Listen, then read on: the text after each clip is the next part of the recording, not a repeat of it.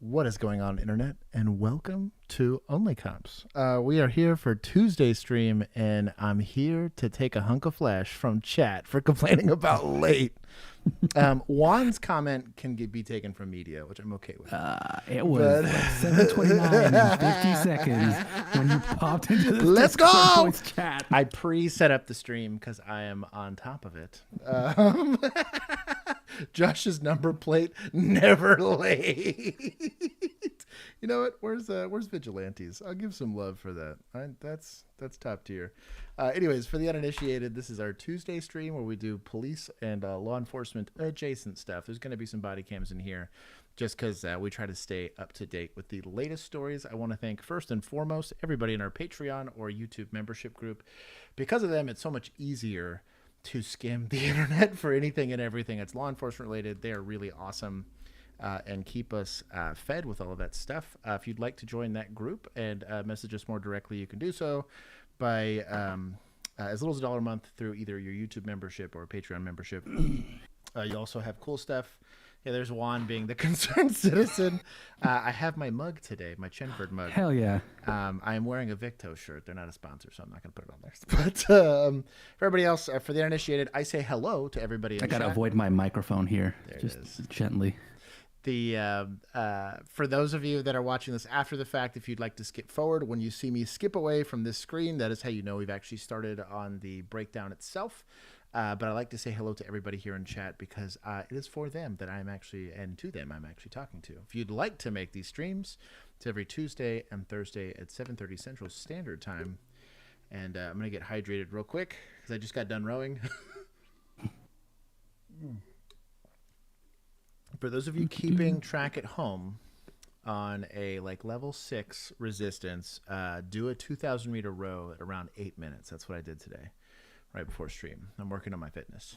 What if I don't hate myself? Then eat good food and be merry. That's my professional advice. Nice. It's not too bad. I really thought it would be worse. The concept too helps. It's like a more accurate read on what you do. I was doing it on a water one and just killing myself.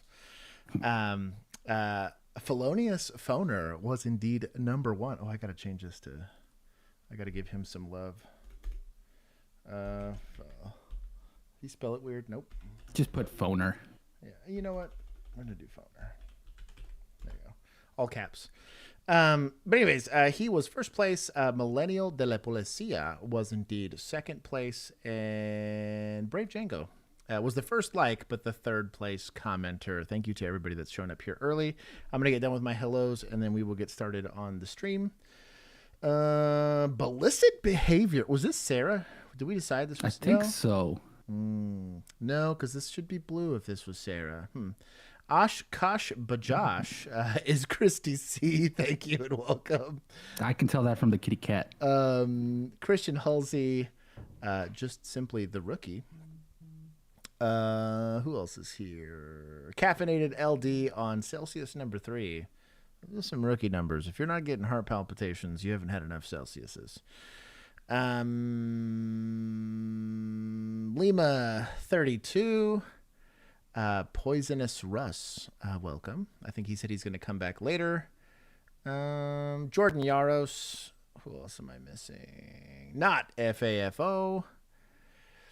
Barriot Strasbecht. I had to say that correctly. Is this a Strasbecht goat? Prospect? Or ram? What is this little? What is this? Looks like a ram to me. I'm going to say it's a ram. Peacekeeper Chris, welcome back. Well, I got to scroll a bit here. Brave Django, again, there was a big conversation that I'm skimming completely. Mr. Toastar, it's good to see you. RJ, Custodes, the Dan Hammer with the sussy cat cop little profile picture. Brian Miner, producer Juan. Abs, welcome. Sam, I am indeed getting hydrated. John C, unsavory salmonella. Wow, that is a saucy name. Is there a savory salmonella? Well, there was savory salmon. Are we missing out? It was Abby It's good to see you. Jake Bake 91. That is a spicy name. You will not pass your next background check. Eddie. Emu is here after her nap. Robert Carson. And I think I got everybody. Sailor Outlaw George. St. George. We've been blessed. St. George. Okay. Anyways, if I missed you, yell at me in the chat. I will eventually get your name or see it. For now, we're going to go ahead and get into the law enforcement related stuff. Again, this is police specific content. So the unfortunate reality of that is there tends to be some level of violence. The disclaimer here being that we are not trying to glorify said violence. We're just trying to help better educate the public on how to more safely navigate law enforcement interactions, i.e. actually know their rights, and then get hopefully law enforcement culture and training to shift to make it also safer for the officer. So we don't turn someone else's emergency into our emergency. Garrett, it's good to see you. Eric Deland, he said, love your show. It is Juan's show. I am just existing in it. That's right. Andrew Sawyer, it's good. I mean, 90%. That's why I do all the talking. Yet. Exactly. Rashad, it's good to see you, brother. My name doesn't even get me to the background check. That depends on the department, my friend. They're definitely different. Let's just say hiring interest. Maybe in the podunk town in the middle of. I don't want to disparage any random city in the South, but maybe. But there's a couple. Cisco, Texas. Yeah, there it is. The Civilian Oversight Board is calling out Cisco, Texas, for being sus. They gave me deferred disposition. There it is. Cool. Oh, did they really? Oh, okay. Yeah. They saw the stream and they're like, oh, yeah. Yeah. 30 days. This is going to be good for 30 days. So don't get pulled over again. I know. And then Dialysis Dude, what's going on, homie? I think I said hi to Andrew Sawyer. If I missed it, I'm sorry. Raira, yay OnlyCops. But anyways, law enforcement related stuff tends to be sussy. We're going to do our best to try to navigate this like adults, unlike the rest of the internet, and hopefully we all learn something and I don't get too terribly triggered. We'll see how well the vigilantes did. Triggered counter. Most especially, I want to thank the vigilantes. It's a special group of mods that I have that actually delineate the thousands of posts that we get down to a couple of posts so that we actually have enough so we don't have 24-hour stream all the time. I would never leave this if it wasn't for them. Alex, what's going on, brother? Oh, brother. Okay, we're going to see. What is this? This guy tried everything to stop DoorDash from coming to his house. Then they called the cops on him. Yo, Deputy Erhard with the Sheriff's Office. Yes. So, we get a call from DoorDash. Okay. He said he came here and picked up a Taco Bell package, but this isn't a Taco Bell. So he was really confused. Yeah, me too. They said, hey, I'm here to pick up Taco Bell. And I'm like, do I look like a Taco Bell? Yeah. Right? It's like living Groundhog Day. It happens every day. It's been going on since January. Yeah, kind of weird. I'm definitely not a Taco Bell. Right? Don't want to be a Taco Bell. Absolutely. Thank you. Absolutely. Yep. You have a good rest of your night. You too. Nobody else come. I sure hope not. You guys DoorDash drivers? Yep. Do I look like a Taco Bell to you? Yes. I do look like a Taco Bell to you. This guy tried everything to stop DoorDash. I wonder if that's like a Google issue or if DoorDash just has it. Because I wonder how this might be. I thought I shared this one, but this is a different version than the one I shared. The one I shared was a little longer. So two things that were missing from this one. So one is that he kept calling DoorDash to try and get it fixed, and they just didn't do anything about it. So they were basically showing him as a Taco Bell location when he wasn't. And the other thing was that baggie was not Taco Bell, it was cat poop. Oh, was it really? Yeah, he had been putting cat poop in. So he just gave up on telling them I'm not a Taco Bell and would just hand them, oh yeah, here you go, and give them a Taco Bell baggie full of cat poop. That's kind of petty. And that's why the cops showed up. I'll give points to suspects. How about that? It's petty. Which, to be fair, is equal quality. Yeah. So, yeah, I mean, like, the whole thing shouldn't they're be... both equally as edible. Yeah. Freeman, welcome, brother. Welcome to the I don't second think we're responder group. sponsored by Taco Bell. No, definitely not sponsored by Taco Bell. And I'm okay with it. I don't eat that trash. Yeah, I will take their money, but I will not change my mind. I'll just make Megan do the line reading. There it is. Yeah, I mean, it'd be a civil issue because, like, you could effectively either sue. This is all civil. This wouldn't be criminal because you can't necessarily say that, like, this is causing harassment or anything like that. But I would say substantial inconvenience. I have somebody ringing my door. It's kind of like there's laws on the books. These are more federal than they are state for, like, callers, like call centers and stuff like that. Same thing with, like, emails. Like, you have to be able to unsubscribe from an email if it's like an auto mailer, and you're part of, like, an email list. There's stuff like that where you don't realize how many times you opt in for an email list like that. So is there a legal issue with the bag being full of cat poopy? Well, not really, because is it illegal for him? He's not trying to sell this. He's not trying to give it to anybody. If that's how he feels like storing his cat poop, that's on them for showing up and picking it up. Maybe if someone ingested it. I feel like you... But I feel like that would be hard. It'd be, yes, you could maybe prove recklessly. Even the knowingly and intentionally thing is like, well, but was my act unlawful? That's kind of like someone climbing on my roof and falling off of it. And I'm like, well, I didn't pay you to go up there. I didn't want you up there. I'm sorry, my roof is kind of steep and you fell off it. Maybe don't climb on my roof. It's more of an insurance / civil liability thing. I could see where like your insurance will get involved and whoever's trying to sue you is going to hire whoever. But that's all going to be on the civil side. I'm a municipal So the difference cop. is basically he's like this and they take it versus like him throwing it at them. Right. Now that's different. That's going to easily fall under assault. That's your distinction. Yeah. Alex over here, civil liability. Makes sense. I'm glad we're starting with an educational thing for y'all pranksters. As long as they take the poop. Exactly. You don't throw I the didn't poop. give it to him. Shout out to the that pretty nice little F-150 patrol F-150 vehicle over here. there. The pig emoji and the this title. Oh, this video. Okay, yeah. This so is this not one starting okay. off good. This will be an interesting one. Is this an imaginary line here? Yes, that I'm putting here. Why didn't you just add a tape or Okay, something? listen. If you cross this line, you are interfering with police duties. Do you understand? There's literally no police line and you're threatening to arrest me. This is a. All right, you've told me now. You've told me now where to stand, So okay? in the process, you can be arrested for interfering. She just told me where the line is, okay? Cross that line again. and I'm if not you do going it, I to. will tell her to immediately arrest you. I Do you won't cross understand? it. I won't cross I'm it. Sergeant De Los Santos. But she didn't badge tell me number where the line- 6439. She has told you where the line is at now. Go over there. Okay, I'll stay. Go Can I stay right here? Yes. Okay. If you cross that line, I will tell her to immediately place you Okay. under arrest. Okay. They got other shit to do than having to pay attention. I don't to give you. a fuck. It says you can't film me all you want and make sure Yeah. when you put this on whatever social media you do that you get the good side of me. You get the good side of me. You get the good side of me. Yeah, so I'd be curious to see what the inciting incident is. At least he's choosing or electing to respect the invisible line. Law enforcement is allowed if they're conducting an investigation. What's kind of frustrating about these, I've actually had this happen to me in real life. We had a lady that did an outcry to her boss about an SA situation, and so I was conducting an interview, and someone just sees police, and I'm literally going out to my car to go grab something and go back.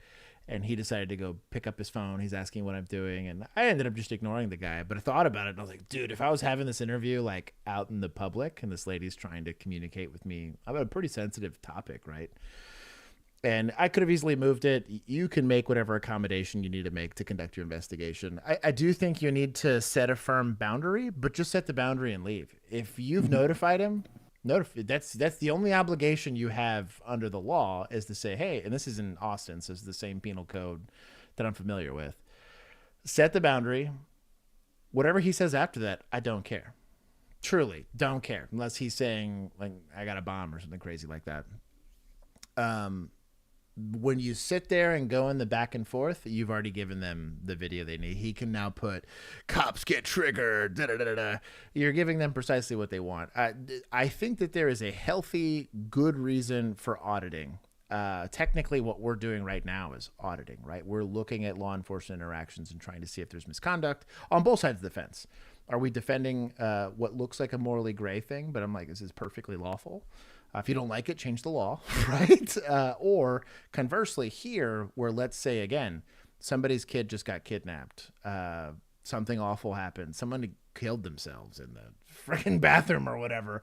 And they're trying to conduct this. This might be something very stressful for somebody else. And this guy just wants to make an internet video. Both are potentially true at the same time, right? But generally, from a law enforcement standpoint, don't get yourself caught in one of these discussions. Just establish your boundary and be done with it. He crossed the line, just take him to jail and be done with it.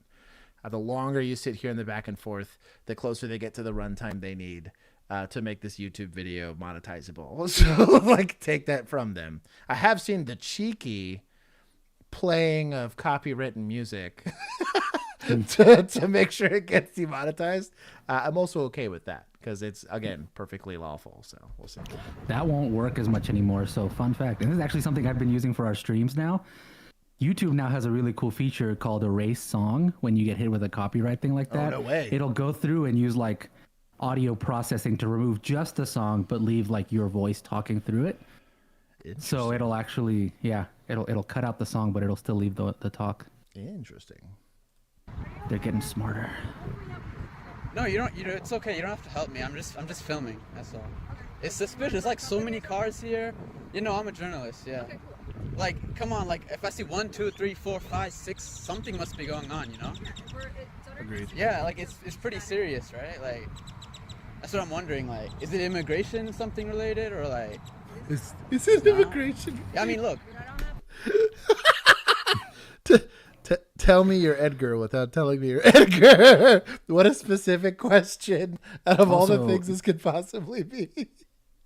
Clearly, no Sabo kid, or this is not what 100% looks like. 100% no Sabo. It's way too like, chill. 1,000%. Yeah, like, wow, whatever. I'm not obligated to tell you what's going on, so please. Yeah, but I can as long ask. as you're chill and you stay behind this pole. I am, bro. Like, what? I'm just on the road. Hear me out. As long as you're not in an investigation, like. I'm not. You're the one who came up to me. I know, Agreed. because you keep wandering over this way. Well, it's a public road, right? Yeah. Yeah, if so- you're doing investigation, I'm like, I tell you. I'm like over here, like I'm not disrupting nothing, you know. But like it is. It's like 1, 2, 3, 4, 5, 6, 7, 8. I'm like. So when he said he's a journalist, he was good. When he said whatever, she is allowed to check him technically because she has no idea who he is, right? And let's say they've established the quickest way to get in and out of this. Do you need anything law enforcement related? Because for all I know, you have a medical emergency or maybe you were just victimized. Like somebody stole your man card or whatever it is, right? Like, let me at least be here to ensure that you don't need some sort of police assistance. If they say no, cool, we're conducting an investigation. Here's my boundary. Do you understand? If you cross this boundary, it's going to be considered interference. You may go to jail. Be done with it. I understand that she's kind of because she might just be doing nothing. She could be the backup officer, and she's just kind of playing defense here to make sure this is it. But will Josh get triggered? Maybe. We'll They're see. being nice to you. They could have They're said being like a pretty fluffy nice. snowflake. That is true. But officer in the roadway. Yeah, but this is a public parking lot. He's allowed to be there. He is, however, not allowed to interfere with the investigation. Kind of the discussion that's being had here and how this would get articulated out in court is I have to use an officer to deal with you. Since you're here, you're taking up law enforcement resources, right? I can't also allow you to just walk on my scene. There's a ton of case law on this. So what is the difference between him walking through there and the cars passing through there? So you'll notice there's likely going to they're going to block it off. Now, if you're letting cars drive through, and it's like through traffic, we've right? seen multiple now at this point go Right. through. So again, if he was just walking through, that'd be one thing. But because he's standing there videotaping to whatever, I'm with you, and this is kind of where it erodes a bit of that. Because think about a traffic stop, right? If I do a traffic stop on I-30, this is a major interstate highway. I can't act like every car that's passing me is interfering with my traffic stop, right? Even though they're within feet of me. It's unreasonable for me I would get in trouble very quickly if I shut down I-30 and pulled 4 police officers because you didn't have your brake light on, right? Versus here, and this is kind of where you get around stuff like this. Like, let's say this is my complainant, right? We'll just put her in a patrol car and talk to her there. Sit her in the back seat, no handcuffs, no nothing. Or there's a business there. Hey, is it cool if I interview this lady inside? you eliminate 90% of these issues because then you just got to protect a door threshold, right? And that's super easy versus trying to control this much space. That's kind of how you can use tactics kind of in your favor, but technically the law is going to be on this agency side, but to avoid this and to maybe not make yourself seem like an idiot, maybe you don't engage in this in the out and about. Because I'm with you on that. There's a big parking lot. If they're here, like, wouldn't I not be curious, you know? That's fine. Yeah, if your investigation's like way over here, he's not interfering here. Now, if he's like next to your truck, maybe you can articulate. But even then, plenty of times where I'll park my vehicle like in front of a Walmart because we're doing like a shoplifting call, and I'm inside of loss prevention. Like the loss prevention office is right in the front doors. I can't act like you standing you standing next to my car is sus. I might check you for that because I don't want you stealing my car. But yeah, the whole thing's kind of dumb. You can be curious, man. A lot of people are curious when cops. Yeah. That doesn't mean you Like, you don't, but I can keep asking. But look, I'm not interrupting. I'm not interfering. But I can ask all day, you know? That's free speech. You don't have to answer, but I could pester without harassing. I can pester you, right? Right? You know that. By legal definition, no. No. You came up to me though. I didn't even come up to you. Okay. That's why. I see. You're over here chilling, like, and you ask. So I'm guessing, given that this car's parked, that the investigation's happening on the other side of this truck. That's close enough. I could articulate interference there, but if it's happening over there, no. But if it's literally the other side of this, I'm 100% with her. You could make a bigger boundary than this, I think, because you're having to deal with my car has to be unlocked because I have to go in and out of it or something like that, or I'm leaving it unlocked because I'm trying not to like trap somebody in my patrol car or whatever. I have no problem with that. Questions or whatever, that's fine. Yeah. Right? There's nothing more that I can tell you. Okay. Is it gonna like be on a public a record request I could do or something? Yes. Like how do I do that? But if you are not involved in it, why would you record? Google it. Not records, but like a citizen could look up public court records, right? You can look up public arrest records, right? Right. Exactly. And I'm just doing my job, holding the government accountable. It's not your job, but let's say a hobby I will accept. I will also accept like people will say like a vocation. Like they'll tend to throw that word around a lot, right? Where it's like it's just something that I'm passionate about. If it was my job to hold the government accountable and I didn't know how to get an open records request, I should be fired. Agreed. Just saying. Agreed. Yeah. FOIA requests, you would just ask for name and badge number. You know the date, you know the location. It should be very Also, it's on their shirt. You don't even need that. You You got a eyes, unit you can see number, it. name. Yeah, it's easy. So, that's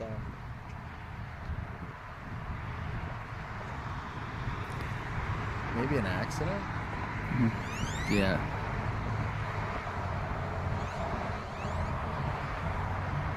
That does not look like an immigration thing at all.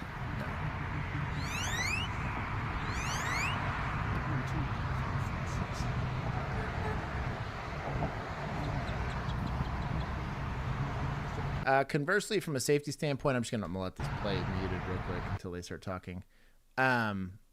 There is a real concern about. Oh wait. Huh?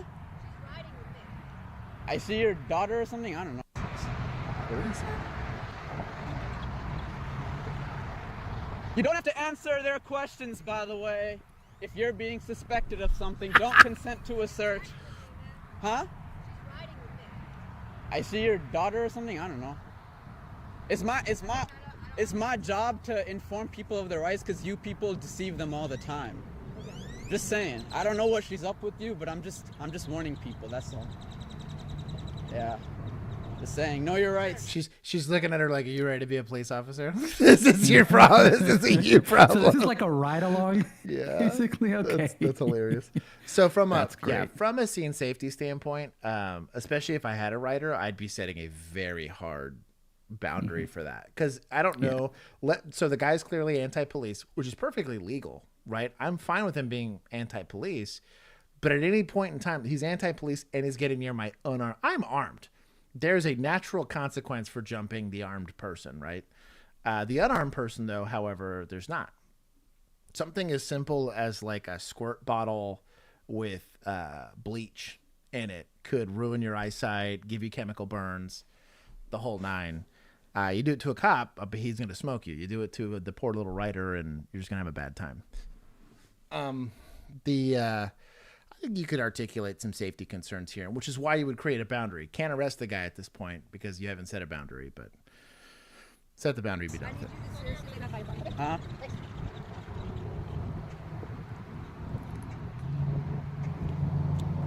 Hey, What?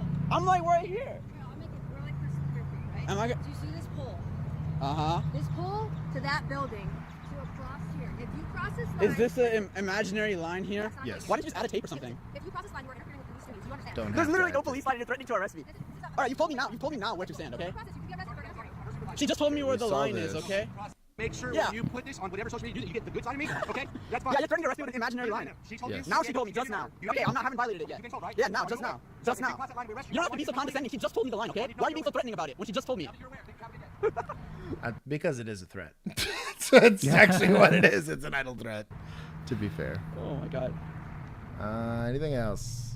Needed to make sure I can leave without crossing the imaginary Hey, line. class trader, can I cross the line here to leave? Class traitor. Hey, class trader, can I cross the line so I can leave? All right, don't arrest me. No hables con la policía. No son sus amigos. Yeah, let's not get information about where their family members are going or what they're doing. Yeah, that's good advice. What a nice guy.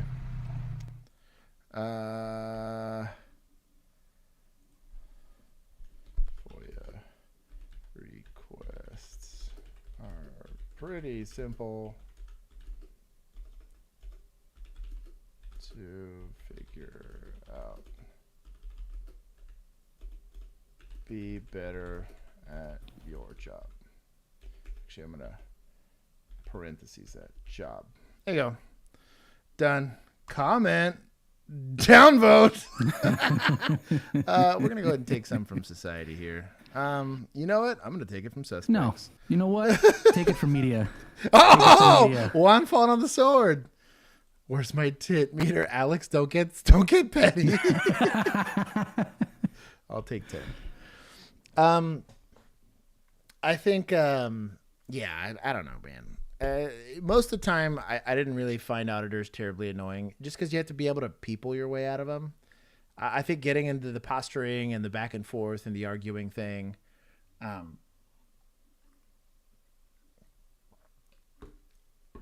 there's no winning. Just as like broad advice, you're already the boogeyman, right? I think conversely, it's kind of the same way that police officers tend to feel about media in general. You might meet a journalist that's like really trying to cover a story because they think you're getting hoed as a police officer, right? But you've been taught that the media is not your friend. And 90% of the time, that's totally the case because you tend to be on the ass end of what makes that story like saucy, right? But like they already have a predisposed bias. So anything and everything you say is going to be considered a threat. It's going to be considered whatever. You are already this class traitor or whatever person in their mind. So it's kind of like trying to rationalize with somebody that's like high out of their mind or somebody that's like in a very acute mental like episode, right? You're not reasoning or rational. I loved it's the George W. Bush line. We do not negotiate with terrorists kind of thing. Like, right. You just state your lawful authority and then don't get into it. It's just not really good. Unless you're like really gifted at it. Like I'm like a professional troll. Like I am the final form boss of internet trolls. Like, and even I wouldn't, it would take a lot to have me engage in something like that. Also, your department's not going to be terribly pumped about it. So I don't know, go off and spend and exert your time and energy catching bad guys and saving people, not getting into internet qualms with people. Leave it up to people like me. I'll do it for you. On this episode of State Boys, let's go! A young woman finds herself in a tough situation with two of the nicest troopers on the force, but things doesn't go her way. What will the troopers find? Okay, do you want to tell us some names and stuff? If they get arrested, do I get paid? Yes, you get paid big bucks. I got a bunch of names. Get out! Get out! Get out! On the highway. State boys on the interstate. State boys on the highway. They stopping everything they look out the way. State boys on the interstate. Put your seatbelt on, the state boys don't play. State boys. Bodycam footage from the Louisiana State Police and law enforcement agencies across the state of Louisiana. Louisiana. Caddo Parish. On September 26, 2020, while doing stationary patrol, a trooper with the Louisiana State Police, Troop G, observed a vehicle commit several traffic violations. Jennifer, are we there yet, Josh? I don't appreciate it. I just saw her name. Also, Mac Daddy, what's going on, homie? Drop a like. We have not watched the thumbnail video yet because it's spicy. And make contact with the driver, Harley Pyle, make sure I have her the reason for the traffic stop. This is an older Tahoe.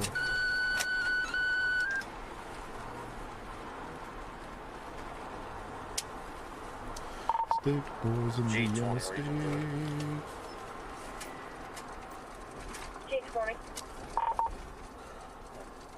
I-20 westbound at the 18, 10-6, black pickup truck. Texas 28, Lima Hotel Delta 5483, LDH 5483. That check engine light checks out. Good old patrol vehicle. Improper lane use and 63 and a 50. That's so much worse than I was doing. I mean, allegedly. Allegedly.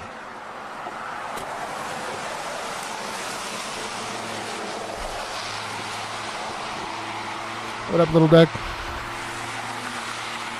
Hey, driver, step out with your license. Step out with your license. Hey, how you doing? You the only one in the vehicle? You the only one in here? Yes, sir. Okay. Trooper Albrecht, Louisiana State Police, 63 and a 50, and you're on the white line. I'm sorry. Free advice. He's a trooper. I'm not going to tell a trooper how to conduct a traffic stop. They're subject matter experts. But don't stand in between. This is how you die. Free advice. Your survivability goes up considerably the further away from the lane of traffic that you get. It'd be a pain in the butt to step over this barrier, but survive. If you get hit by a car here, your chance is damn near zero versus get on the other side of this. That's my only complaint here. I'm about to cry. Huh? I just lost all my freaking money at the damn casino. Oh, you coming from Texas? Okay. Yes. All right. Lost all your money. Well, not all of it. I got gas money, but Yeah. I was kind of a little upset. I ain't gonna lie. Okay. Well, yeah, I saw you swerving. She is from East Texas. I'm from North Texas. I'm going to go ahead and stiff arm that association there. Been drinking a little bit? It's a Nothing at different all? state. Okay. All right. Are you the only one in the car? Steel Switch, what's going on, brother? You got the insurance in the glove box? Can you run it? I think it's like through route insurance. Okay. Do you have any kind of documentation on the vehicle? On my phone. Where's it at? Let's go to the passenger side and grab it. So God bless Texas. I'm going to let this play for a second. Our insurance returns actually come on the plate. So if you have up-to-date insurance, when we run your plate, we can tell. You're still supposed to have a physical copy of it, but now where I worked, it was all like Section 8, nobody had insurance, but so I'd have to ask. But typically, if it's like an actual tag like this, you'll get it. I won 125. He won 200. I lost mine. Yeah. And I just dropped him off, and I stopped at Margaritaville. Like 80 bucks.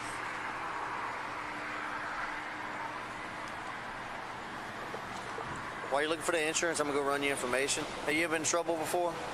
Never? Okay, good. Remember him? I like that name, Harley. Thank you. Pretty cool. Pyle? P-Y-L? My family's from like Gippsland and Bryceland. Oh, really? Like my grandparents and stuff, they're there, but my mom and them are from Texas. Okay. So I actually met them at Best Western Plus today. Do me a favor. Look for your insurance and just hang out by your license plate. I'm going to go run your info and we'll get you out of here, okay? Thank you.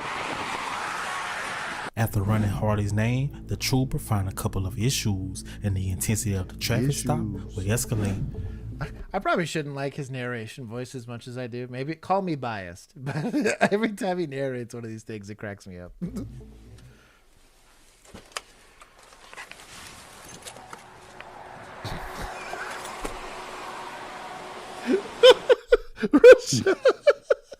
I'm pinning that. You're wrong for that. He said, Never met a Harley that was sober. damn. That was woof. That was so when you work with people for a living, right? And photographers, yeah, anybody in the customer service, like you have a client and that client's a person, right?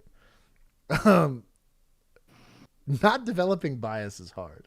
This is why they make us do the bias training. Cause I wanted to like lecture him about that for 2 seconds, and I was like, well. Hey, Harley, I noticed you got a Texas license and a Louisiana license. I mean, I've lived here, but I mean, I got a new license. Okay, it's still valid in Louisiana. How does that even happen? Because you go to Texas and get one, and you've already got one in Louisiana. So I gotta turn it in or something? Well, you need to advise them about it. You can't possess two different state drivers like that. I are didn't valid. know you could even do that. I don't even have that no more. Like, I just have it at my house and everything. Like, It's still valid. It's Class E valid. So just you need to get rid of one of them, because I can write you a ticket for that too. I'm not trying to load you up with tickets. Listen, straight up, you don't look like a dope. You had a trooper give the biggest lie ever told. Her saying she's sober, and this guy's saying, I ain't trying to load you up with tickets, but come on, dog. We're doing dope enforcement. I don't know if you saw us at Margaritaville earlier. There's stuff going on there. Is there anything illegal in your truck? Okay, do you occasionally smoke marijuana or anything like that? every now and then weed, but I Got mean, that ganja. I don't. I haven't, like. When's the last time? Okay, all right, come on. You don't have to answer the questions. Yeah, free advice. Hold on, let's see here. We're suspects. Where's that auditor in this one? Yeah, do your job. Where's it's like the complaint. Where's the good guy with the gun when you need him, right? Yeah. Where's the good auditor with his knowledge camera? and his camera when you need him? Yeah. All right, let me explain something to you, okay? Oh God, please don't take me to jail. I'm like meeting my kids and everything else. Harlan, Harlan, listen to me. Okay. Listen to me, Harlan. Yes, sir. If you're honest with me, I'm not putting you in jail. I swear to God, I'm honest with you. Lies. Okay. There may be a roach or something like that, but I swear to you. Okay. Shut your mouth. We'll deal with that, okay? If you got a roach, I'm not putting you in jail. So I will say this, as much as it's easy to, again, we talk about this a lot on the law enforcement side of things, and it's like it's very easy to Monday morning quarterback it because you're not in the situation. There's no risk to us if he gets this wrong, right? Conversely, for people, in the back of your mind, you're thinking, dude, I'm going to lose my job. I'm going to lose my car. The amount of stress you're under when you're dealing with law enforcement, it's a big reason why you see people kind of screw the pooch in mounting their defense. Unless, again, you've pre-thought this out or you watch OnlyCops and you realize, hey, you have 4th and 5th Amendment rights, dog. Bro, telling you, I'm going to start Citizens Academy and we're going to run through scenario-based training. Yeah. Because and like, again, like, life easier for everybody. Yeah, I don't know. There's definitely like some stress obviously involved there. She knows that she's likely associated with people that are doing marijuana. She probably does it. This is the Bible Belt, so rip if you're getting caught with even a roach here. But we'll see. I'd be surprised if a trooper's going to go take you for some shake or a roach, but that just depends. Hey, really, honestly. Okay, all right. Listen to what I got to tell you real quick, okay? Don't get nervous. For the state police, I'm one of the coolest troopers you ever meet, okay? Oh, God, I hope so. Okay, but anybody don't answer. No, it's my watch. I'm not quiet, so it's going off. It's telling me I lost my. Okay. I'm sorry, no. Just, there's a reason I'm asking you this, okay? I've been doing this for a little bit. Just chill out. No One with you, okay? handpiece. 20 to 58. All right, so what's gonna... Wait, what does that mean? Nothing. You give yourself away sometimes. But here's what I'm gonna do, okay? So you occasionally smoke marijuana. Not saying you're possessing it right now, okay? Being that you smoke marijuana, there might be a roach in the car. When people get their rights read to them, they go, "Oh, I'm going to jail." Oh my God, please. See, there you go with that stuff. I'm telling you, Harley. If I read you your rights right now, that does I'm not. gonna cry. You can cry, but that don't mean you're going to jail. I'm not gonna get off shift. I don't want to put you in jail, okay? All right. But being you told them about. He said, I'm about to be off shift. I ain't trying to put you in jail. Honesty based. about the marijuana, and I kind of started hinting some stuff. I'm advising of your rights, okay? Okay.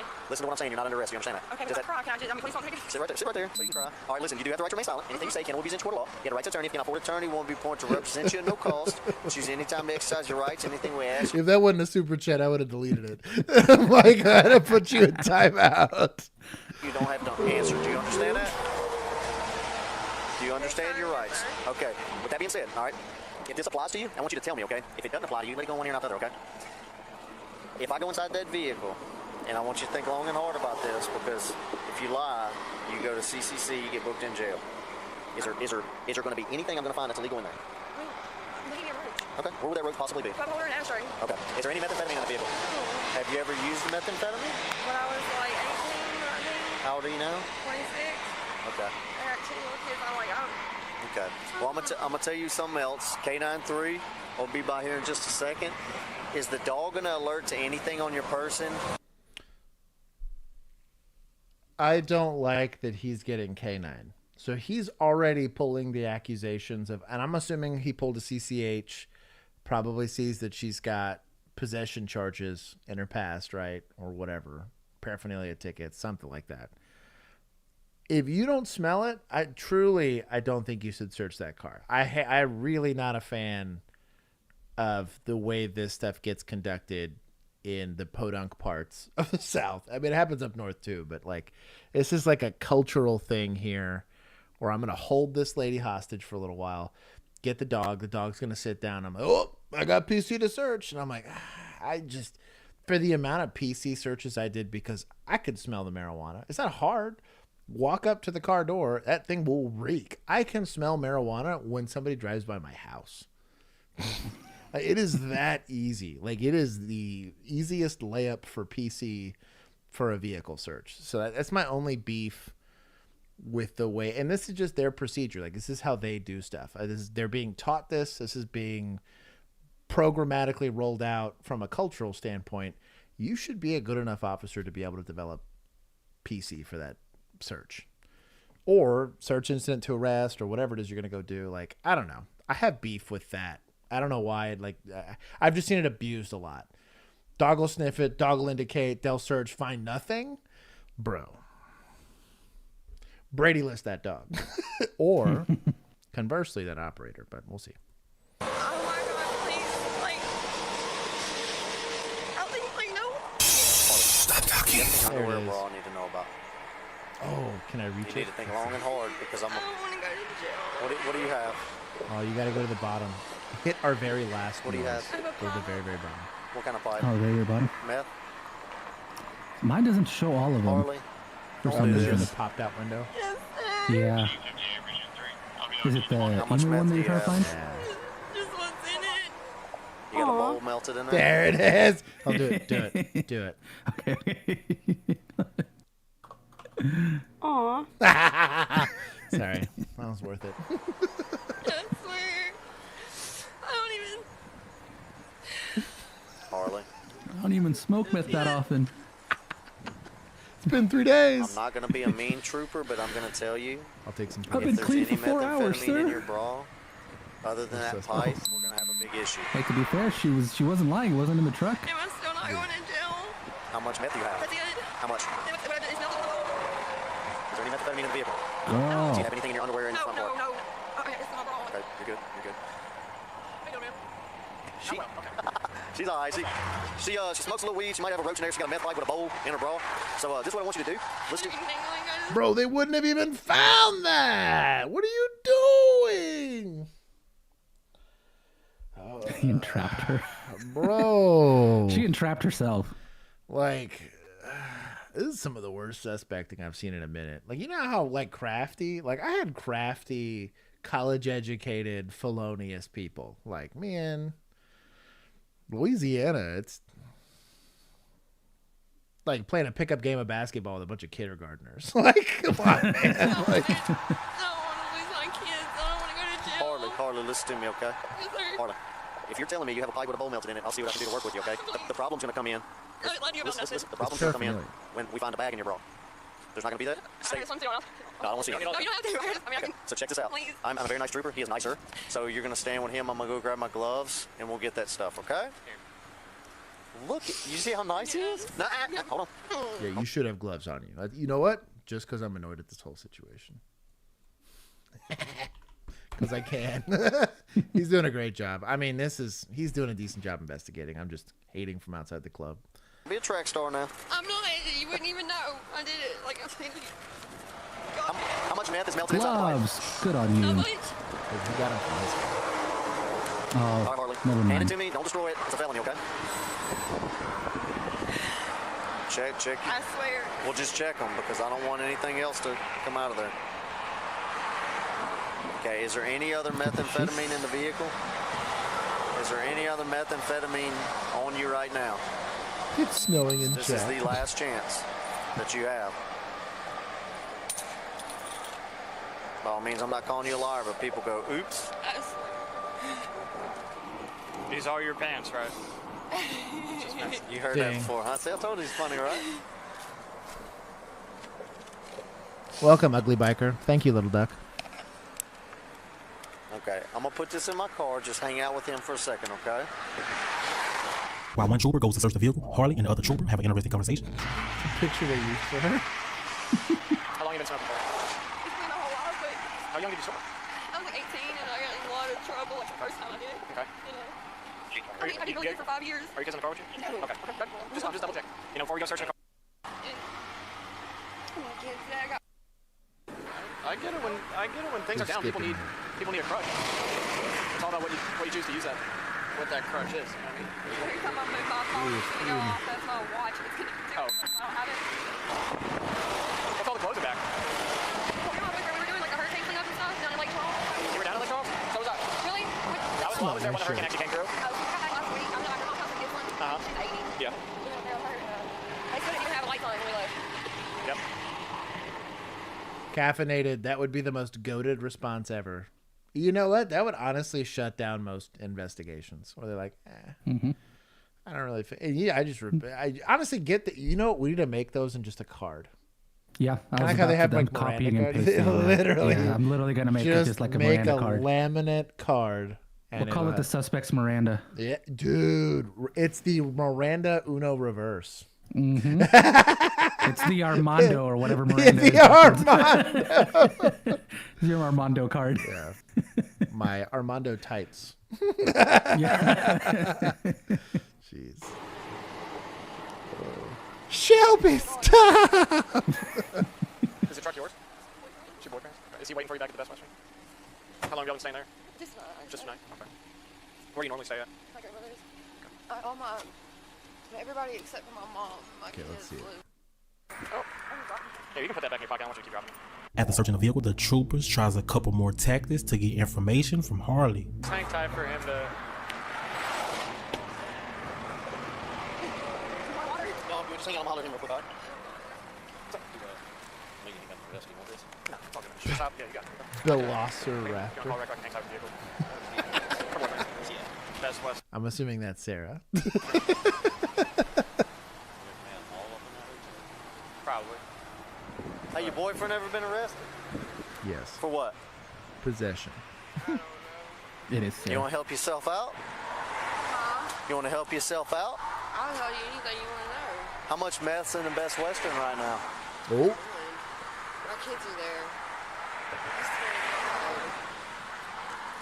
I promise you. In the Best Western. I promise you. So on my transport, we're gonna call. Wait, are you talking about our? You're just talking about our room. Like we don't have nothing like that in our room. I swear to God. Like I put Okay. that on everything. Now Best Western, it looks like freaking crazy. Oh, I know. Absolutely. If that's what you mean, I don't know. There's 3 prostitutes that's been outside. At the Best Western? I mean, I'm just saying. Yes, you get paid big bucks. I got a bunch of names. And in Texas? Less. Huh? I know less in Texas, but yeah. Less? I know more here. Who you know in Shreveport? Whitney, something or another. Used to be my cousin's baby mama, but I ain't seen her in years. Okay. Do you have anything else on you? Okay, turn around. Put your phone in your Oh, pocket. God, are you putting me in handcuffs? Yes. Yes. I'm under arrest? Yes. Because you have a whole bowl of meth in there. Oh my God, please, listen, please, I'll do anything. Like, my kids are right down the road. You're not going to stop over me, okay? I'm so sorry. Listen to what I'm saying. Yes, sir. You need to talk and tell us some stuff, okay? Whatever you want to know. Turn around. Oh my Turn God. around. Were you honest and the only thing you had is what you gave me? You know, if you bring it into the jail, it's a felony. introducing contraband into a penal institution. That's enough for one crumb. Lean back a little bit. Some AC. Just sit there for a second. She got a preference? Didn't ask me. Hey, do you have a preference on the tow truck? Like, do you have a tow company? No, I won't get it out. Yeah, just Who give me has a tow company? Harley Powell will be arrested and charged with possession of a Schedule II. Maybe her boo Harley runs will one. later plead Yeah. guilty and receive 2 years, all suspended with 3 years probation. How much melted down did she have? Shut up. I mean, it's a bowl. It's a bowl. I mean, if it was order, I was going to cite her for paraphernalia, but she's got a bowl, and she said I got a bowl melted in there. And usually if they say that, It's a good amount. yeah, it's enough for me to. Yeah, I'm tracking. You find a bowl, she's going. There's no, like, you kind of can't have that much meth. You know, like, sorry, dog. Like, I could turn. It's really what it says on the statute is like not that much meth. Yeah, not that much meth. A little bit less. I have on the side of the road destroyed some marijuana. Like, I'm talking like less than 1/10 of an ounce. Like, somebody ripped these kids off for $25, right? Like, for like a roach. I've dropped that on the ground, destroyed it, and been like, bro, we're not doing this. But like, you start seeing like full sandwich bags of marijuana, or again, same thing. Like, if I had seen just like the spoon and the pipe, but there's nothing in it, paraphernalia all day long. Here's your ticket. Get the hell out of here. That they're not going to pay, so I'll get a warrant later. But in general, you start seeing like actual Schedule II or Schedule I, like drugs, like you're going to have issues. I mean, that was a good investigation. They nothing really came out of the names that she had, but I mean, it was an okay investigation. She was very cooperative. They didn't have to do very much. She kind of self-snitched the whole thing. They had never found the pipe, and on a freeway like that, I'd take my chances if that dog's actually going to smell anything. I mean, yeah, without her self-snitching, would they have even had PC to search the car? You wouldn't have smelled the meth. He never approached the car, so it's not like he's got an opportunity to smell for the marijuana. You would be able to probably. I still would have liked to have gotten a pretty hard sniff with like a rolled down window or something like that, but she self-snitched her way into that arrest. But it is what it is. You don't have to let cops search stuff. Let them earn PC. Let them work for it. Right. Is the safest So grandma ever when the president was on. Huh? So we're gonna get you your reverse Miranda cards. Yeah. Reverse. On his way to this area, police officers were dispatched to secure the location. However, this grandma had a doctor's appointment, so they escorted her to her car to ensure she didn't miss it. Yeah, she coming back. The police not getting Granny, girl. This is the safest grandma ever. What? When the president was on his way to this area, police officers were dispatched to secure the location. However, this grandma had a she would doctor. have been stuck in her house because they were gonna close off the street, I guess. Dumb. So Parades are dumb. they let her get to her car. Oh, shout out to police for making sure they weren't just like D-bags about it. They were like, yeah, get Lady go. We'll let Lady go. Yeah, I'll give him 10 for that. That's not above and beyond by any measure, but shout out to that. What is this? Get a minute's my third, my fourth, my fifth. Where did you say she was driving her car? Put your fucking hands on me, that motherfucker. I did. I forgot about this one. Go get your stuff. Go get your stuff here. Go get your stuff here. Damn! Put your hand behind your back. Why you do that? Put your hand behind your back. Put your hands behind your back. Behind them. Put your hands behind your back. Yo, they just fucked me up. No, you caused that shit. You caused it. No, I didn't. Always. I didn't touch him. Yes, the fuck you did. No, I didn't. Bro, with these friends, you don't need evidence. So, and we didn't get to see what happened before, right? Mm-hmm. Generally speaking, this kind of reminds me of the old guy that tapped the dude on the chest. The guy just rocked.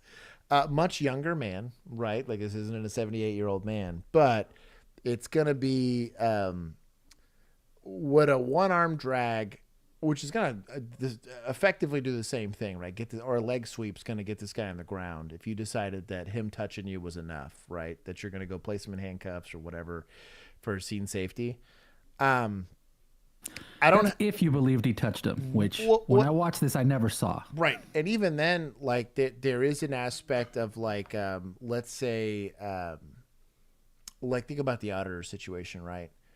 Mm-hmm. Even though there's no active aggression, I could still theoretically, like if I'm going to go put you in handcuffs and you pull away from me, could I leg sweep you at that point? Sure. Because now you're actively resisting. Now I can't swing on you. That's going to be the problem, is them resisting or maybe interfering or whatever until you get in a push. Man, you'd have to really articulate the hell out of why you thought that push was considered like active aggression, right? Or like assaultive resistance.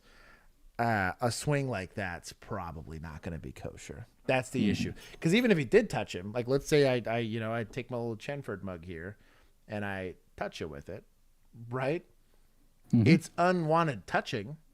Could I charge you for like assault, basically? Like you touched me or whatever? Sure. I could maybe look that route, or at least say that, hey, you're interfering or you're doing whatever, but like, ooh, swinging's going to be hard. My Second Amendment's my third, my fourth, my fifth. Damn. Man, just the way that it went off, I don't know, man. It just depends. So apparently the sister called the cops on him. So this is a domestic situation. Your family being petty and calling the police to have you show up and solve the problems, I could see that, right? Is this guy potentially the instigator at a domestic? Maybe. Should he have gone to drill? Maybe. We don't know any of the details of the thing, but you have to do your apprehension lawfully and with appropriate force. This is likely not going to be considered kosher. Are there instances where this level of force is perfectly appropriate? Yes. Is this one of them? I'm going to say with 95% certainty, no. Barring we look at this body cam and we see something completely different, right? But I doubt it. I'm going to try to find it. You kind of I found the article for it. Yeah. But This is my people, right? Unfortunately. Yeah. Yeah. Damn it. We were doing so well. Oh, I'm about to take like 20. That was pretty bad. Oh, that's not 20. Of course, it's World Star. Yeah, was that what it was? Yeah. Yeah, this pretty unjustified. Because again, there are going to be plenty of opportunities. Have I had to tune somebody up? Sure. Plenty of times. But there was also, even for felonies, I'm talking like violent felonies that you're still able to bring people into custody without overdoing it on the force. And that's your job. Bring back robot cops, right? I would tell you right now, that foot being on the ground already susses me out. We'll see. What's going on? They said they would send me an officer so he can go get me some gas. Well, I can't get you gas. Well, that's what they said that you would be able to do. I can't provide you with gas. Do you have money to go get? No, my money is somewhere else. Like, I lost my money. I can't see with these fucking lights on. You don't have anybody who can come pick you up? I've been calling somebody, but, like, it's a long story. Your windows roll down? I can't hear you. I can't hear you. Can you open this? What'd you say? It's a different kind of car. You have to start them a different way, so... Okay. Is there any way you can continue to call? Otherwise, I don't really have much of a choice but to tell it. I can't leave it here. Yeah, that's what I'm saying. I don't want I just, like, literally just got it. Like, I'm taking it to somebody else to get all this shit that I need to get done fixed. I just need you... There's no way that you can literally go up to the gas and get $3 of gas and bring it back to me. I don't have a gas tank. I have a cup that you can use, like, literally. I can't do that. If I call up there and I say, hey, if I send somebody up... We used to have courtesy patrol that would handle stuff like this. There was a couple of sergeants that used to keep like a gas can. It is helpful because it's a lot quicker than waiting for the tow truck, getting the tow truck, doing whatever. But that's not a service that's like paid for by the state or a constitutionally protected right. Free word of advice to those of you that operate motor vehicles: never let your car get under half a tank for this very reason. Now, I've been poor before, and I have totally had to like move money from one card to another card so that I could buy gas before. I've had to totally do that. But in general, if I could not have gas in my car, I just would do everything I could in my power to not have to drive. Because getting stuck sucks. Because you know it's going to cost even more money getting it towed and then all that kind of BS. It's a pain in the ass. But we did have courtesy patrol in larger. I was in a larger jurisdiction, so we could have resources like that. But a cup's not gonna. There's typically like a seal on your gas cap. That's why the nozzle's kind of long. It has to push past that seal to go. If you just pour a cup in there, it actually won't go into your gas tank.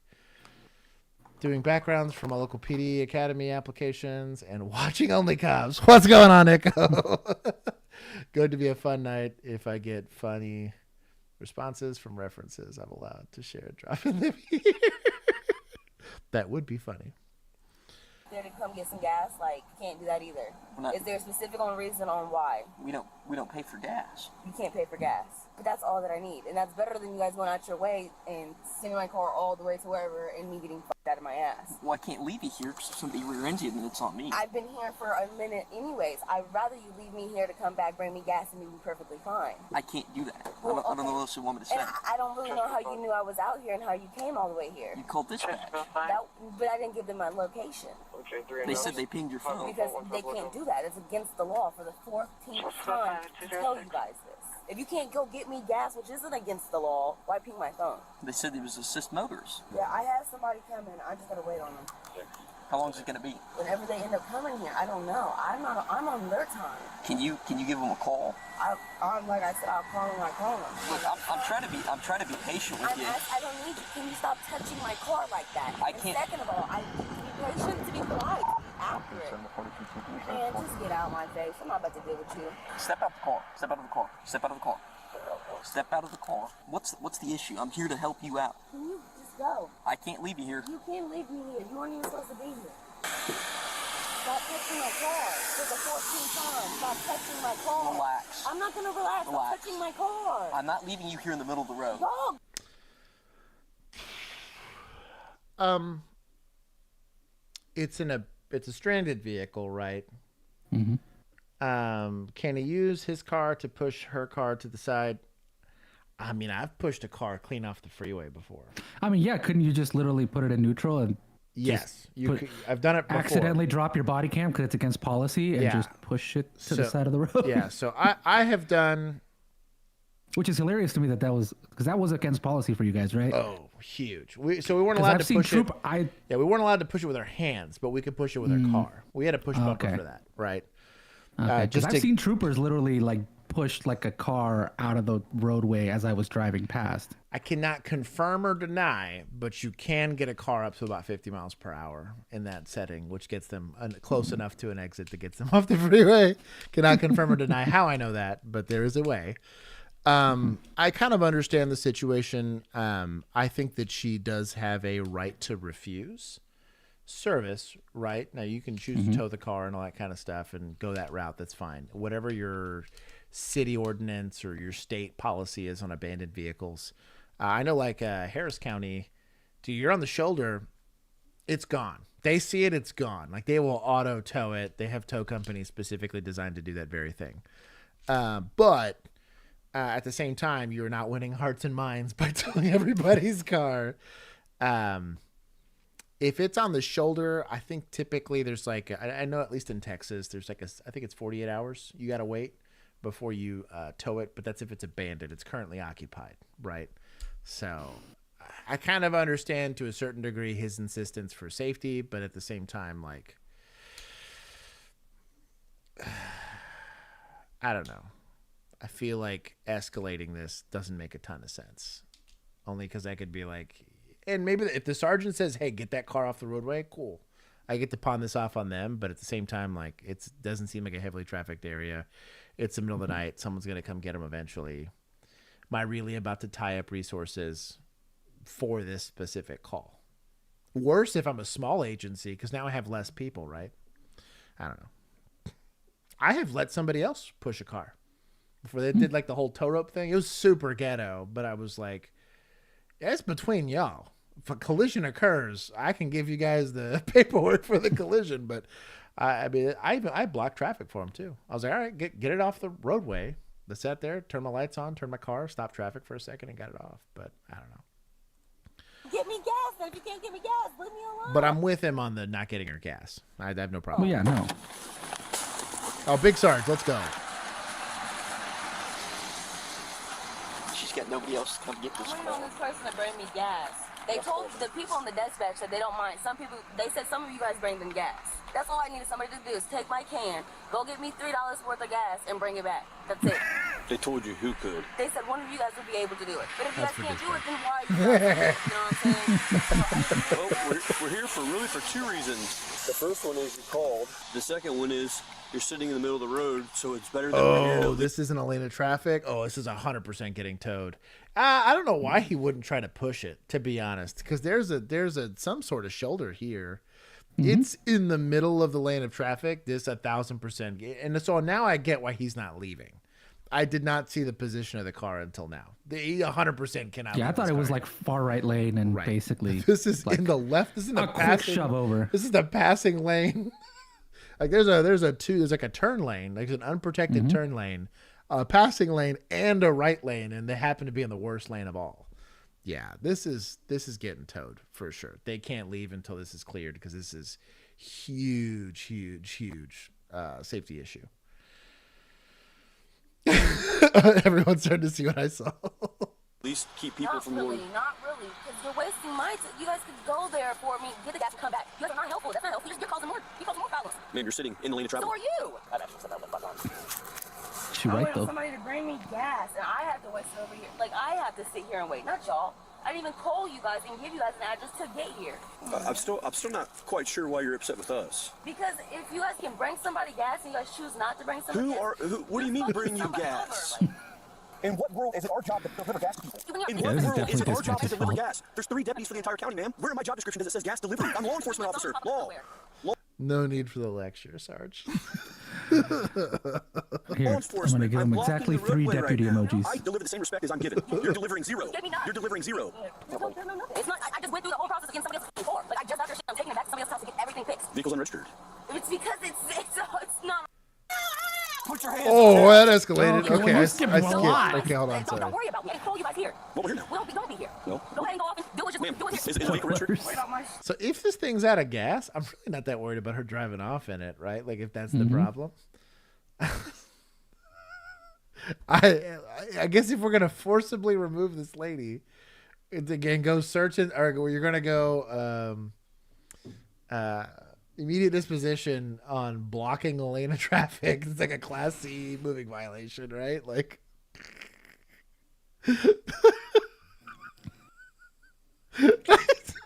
What in the deputy's code? Stop. I got somebody coming for me. Don't worry. If it's unregistered, we're gonna have to tow the Don't vehicle. worry about my car. You can tell them to disregard because we're towing the vehicle. No, you're not towing nothing. I'm taking shit. No, you're not. There we are. Get away from me. Go to the vehicle. Seriously. I can assure you, you're gonna make this a lot harder. You're gonna get away than it from has to my be. car. You're not talking to me. I'm not doing anything. You're going to. That's respect. You want respect? Get away from me. You can't give me gas, but you're gonna tell my car. Get away from me. I need your license and registration. I don't have any of my stuff. I just picked this car up. We need your information. I need your license. I need your information. Get away from me. I need your information. Ma'am, I need your information. Get away from me. If you do not give me your information, you're gonna be arrested. I need your information.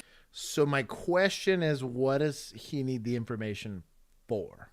Unless he's alleging an offense, right? Because if he's just towing the car, he's just towing the car. It's a completely civil interaction, right? We're towing it based on our authority to clear the roadway. That's not a criminal offense.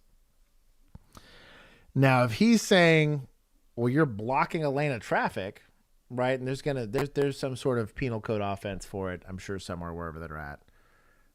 What about just like driving without a license or any of that kind of stuff? Unregistered vehicle, something like that. Yeah. So but he needs to just articulate you are in violation of XYZ. You have to provide because now you have to provide your information, as opposed to just asking for it. Mm-hmm. I think you did say unregistered, but that might have. I don't know if that was after you skipped or before you skipped. Maybe and that might have been the mixed case. Up there. But at the end of the day, like at least articulate that, just because again you're going to get an uncontextualized YouTube video here for somebody. Some auditor is going to be like, "It's my job." Somebody's going to just skip around and completely miss your thing. So you got to say it multiple times. Yeah, for those douchebags that skip around in videos. Someone's going to skip forward to just see somebody tase it. I need your information. Get away! Okay. Like for real. Get your hands off. Touch me. You don't touch me. Get your hands off of me. Take them. What? Put Hey, old timer, you just get in there and open the door. What's he getting? What are you reaching for? Is he like reaching for his baton to break the window when he can reach in it? I'll give points to Axon for an effective taser. Yeah. Here. It happens every once in a while. It got compliance. That was a lot of points. I do 50 at a time for Axon. Okay. All right. Put your hands up now. Put your hands up now. Oh, he's getting a second taser? Just like Take that. it back. I was going to say. It wasn't that effective. No. I'm also if you need a second one, clearly it didn't work. What do we do? I would have respected the baton more. Open the window. And open the door. Oh, my God. This poor lady. Keep your hands up. You Watch her grab his taser. You grab at me again, you're gonna have problems. What are we doing? Open the door, old timer. Hey, listen, back in his day, it was a horse and carriage and it didn't lock. If you hit me again, I can get you out. No, you've done enough. You have done enough. Ma'am, you created this entire incident. I'm not sure what your malfunction is. Come on, Sarge. Crawl across here now. Keep your hands up. Is it nobody's hands, I guess? Big Sarge? No rest plan? We're just going to tase this lady? She's going to be hands. As soon as you get out, Because he doesn't want to touch. get out, get on the ground. Get on. She's being compliant. I mean, at this point, she crawled out. Mm-hmm. Is it unlawful? No. But kind of a shit look is all I'm getting at. And over like some Class C tickets is what I'm getting at. Like, I don't know, man. I'll be honest. It's not unlawful, but in a lot of departments, this should be seen as misconduct. Where I was at, this would be seen as misconduct. The ground. Get on the ground. But what? She's complying. Handcuff her. Yep, let's layer in a lane of traffic. Yeah. That seems safe. All right, let's rate this handcuffing. Why it had to go like this. This made absolutely no sense at all. What? Oh, they had to cut. Is your You see that little tiny edit? Holy cow. Yeah. How old are you? Shame. Stop moving. Stop moving. Hey, you don't get to assault her and then lecture her. You're already taking enforcement action, chill. Pat her down and just go secure her. Yeah, you never know. She could have that Glock 40 or whatever. Don't tell me, don't worry, you're in custody. Is your ID in your purse? I don't have mine. Your purse is right there. I don't have it. Well, we're asking you for your information. I already told you this when I was in the car when you told me you wanted to take my car. That I literally just got. That wasn't the question. I said we needed your information. You refused to give your information. We have an enforcement. The vehicle's unregistered. Now you're going to jail. For what? Resisting law enforcement. I was For resisting? You don't go to jail for resisting. You go to jail for committing an offense, and then we take you into custody, and then you resist. Or we're searching you, and you resist. Right? Like, come on, dog. What are we doing? Maybe I don't go back. in my car. You're under arrest for resisting law enforcement. He doubled down. I hate this guy. Wow. Can you just take me to my house? You're going to jail. I didn't resist You are arrest. going to jail. I didn't know In the I front was in seat? my car. That sucks. What? I was locked in Wow. my Okay. car. Homegirl, steal his patrol car. No. Can you stand by with her? I'll donate to your defense. I'm not quite sure what that was all about. That's exactly what I'd rather get out 5 times. That was for 4 hours. There's a purse. If there's any ID. Gloves, homie. Yeah, dude. That's pretty. Raw dog in that car. Raw dog in cars is, you know what?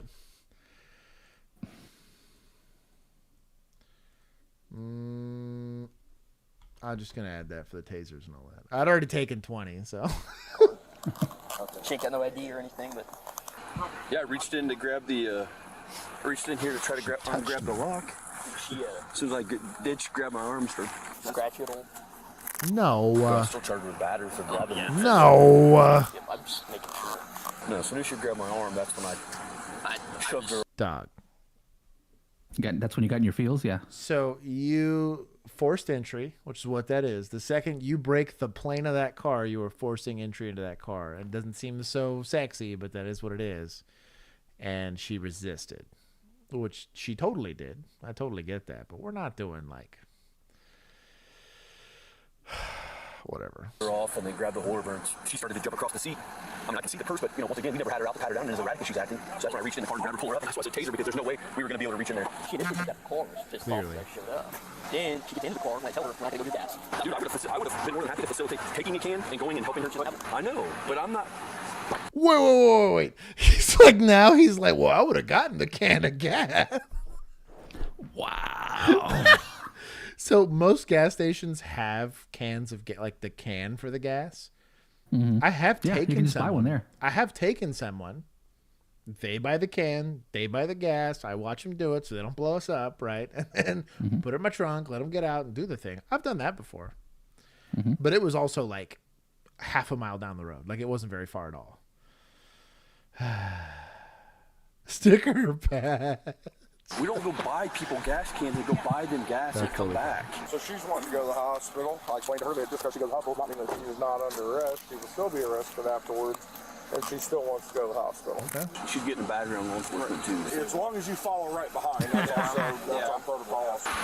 Hey, when they do registration on her, get a good spelling of first name, good spelling of last name, date of birth, because everything I'm finding on her, different spellings of that first name, and I cannot get a 27 so I don't even know she's licensed. I doubt that she is. That's probably why that was the way they did it.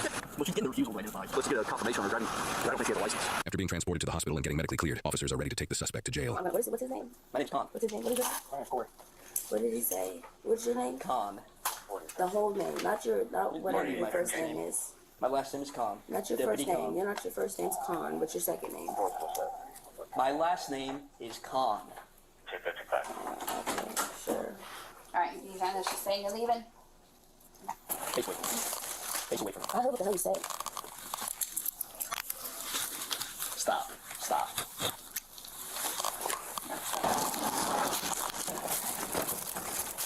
This front seat stuff stresses me out. Before we get in there, I'm going to read you something. The right to remain silent. Can you say that? Are we just now Mirandizing this? Why are we Mirandizing her? What's he gonna ask? What's the point? I'm gonna mail her one of our little suspect Miranda cards. No kidding. Next time. Was she being an idiot? Yes. Is it dumb for her to expect law enforcement to buy her gas? 1,000%. This is like okay, but if she was telling the truth, I want to hear that dispatch call. Right. Because if dispatch told her, Right. sometimes our deputies will bring you gas. Right. And like, dude, being poor is a thing. I used to say you've been convicted of being poor, and I don't know. I don't know, man. It must be a slow day for those 3 deputies. Okay, I'm going to take that as a refusal. It's not a refusal. You didn't read it to me before. No, that's not how it works.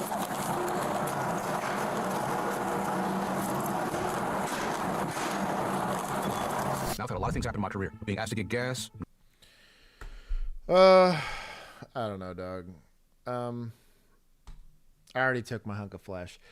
These were 2 toddlers finding each other in the universe. This was a toddler deputy and a toddler suspect, and they're both idiots. We need to use force as police officers. I advocate for the escalation of force all the time. You got to pick your battles, dog. Like, I don't know, man. This could have been easily solved with just having the tow truck show up, getting the thing towed. She decided to go fight then. Cool. Guess what?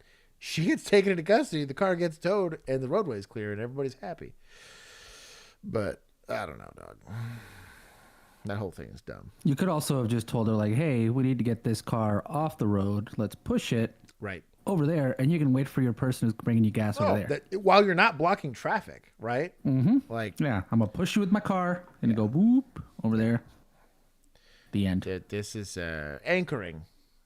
Is it where you believe you have a certain set of circumstances, that destination is where we're going, and our cops are terrible about this. As are suspects. Look at them.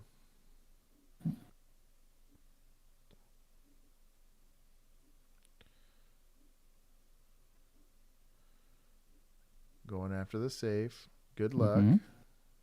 It bolted to concrete, homie. Oh, they got it. Yeah, they had all the tools. I went to Home Depot right before this. Toadies, Buxom, you chill. This video should be the wrath of Khan. Oh, look at him. He fell out. Dumb. Here, go back. Look at this. I guess they heard the cops coming. He's it's wet outside. Oh, they leave him behind. Oh, man. They're wrong for that. Mm-hmm. You know, no honor among thieves here, dude. Oh. I wish we had the dash cam.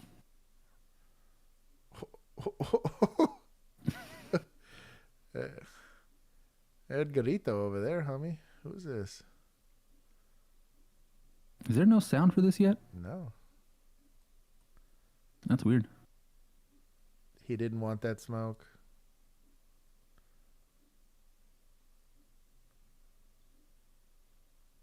Shout out to them.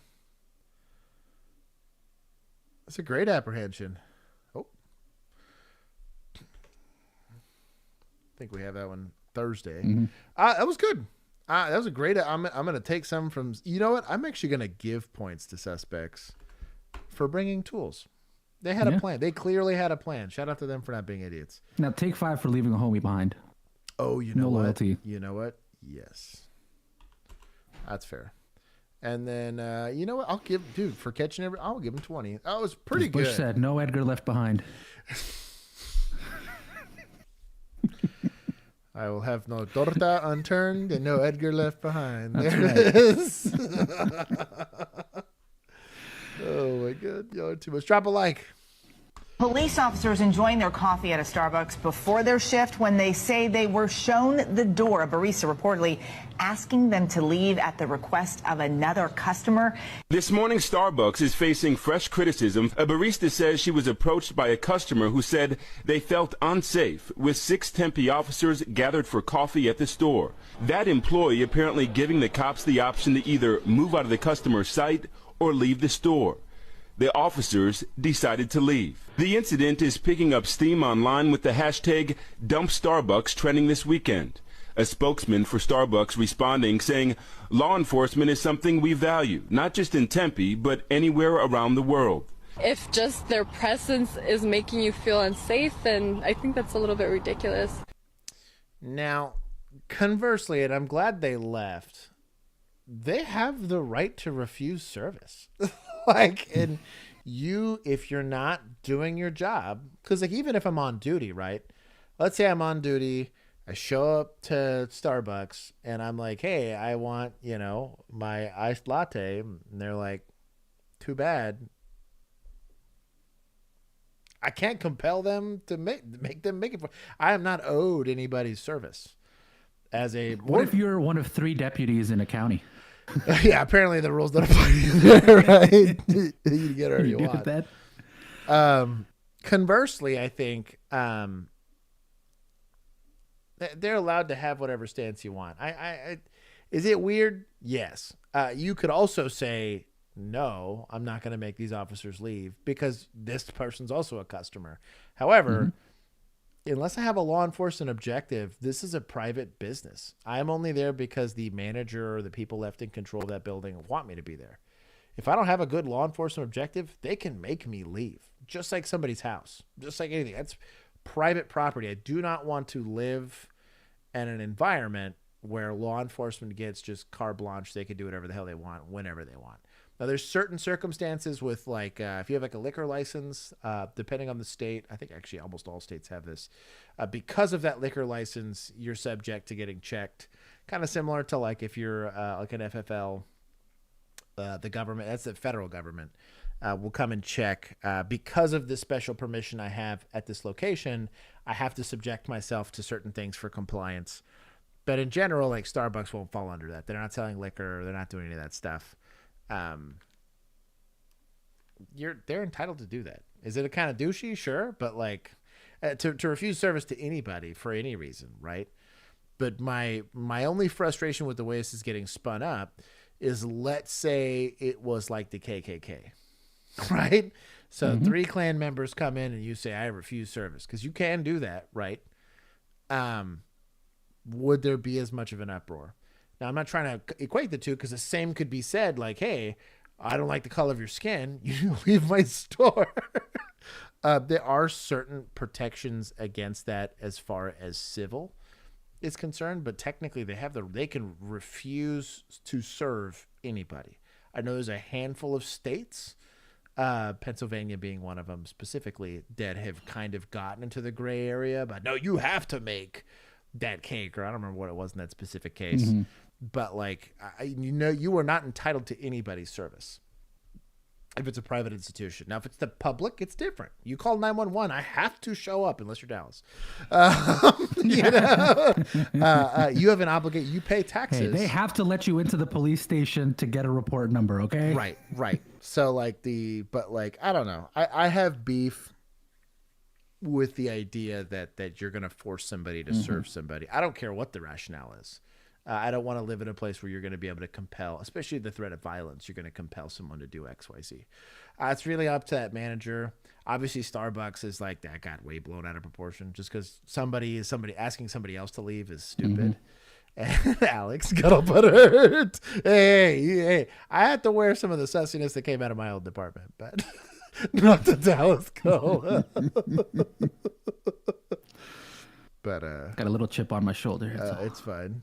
The Tempe Police Department issued this statement saying, quote, "It is our hope that the incident was an isolated incident between one community member and a single employee, rather than an entire organization." The police I wouldn't have even. I would have hit them with the. They have the right to refuse service to whoever we want, and we are no different than any of our citizens. If my officers are not wanted somewhere, that's. Then my officers will go somewhere else. Right. Exactly.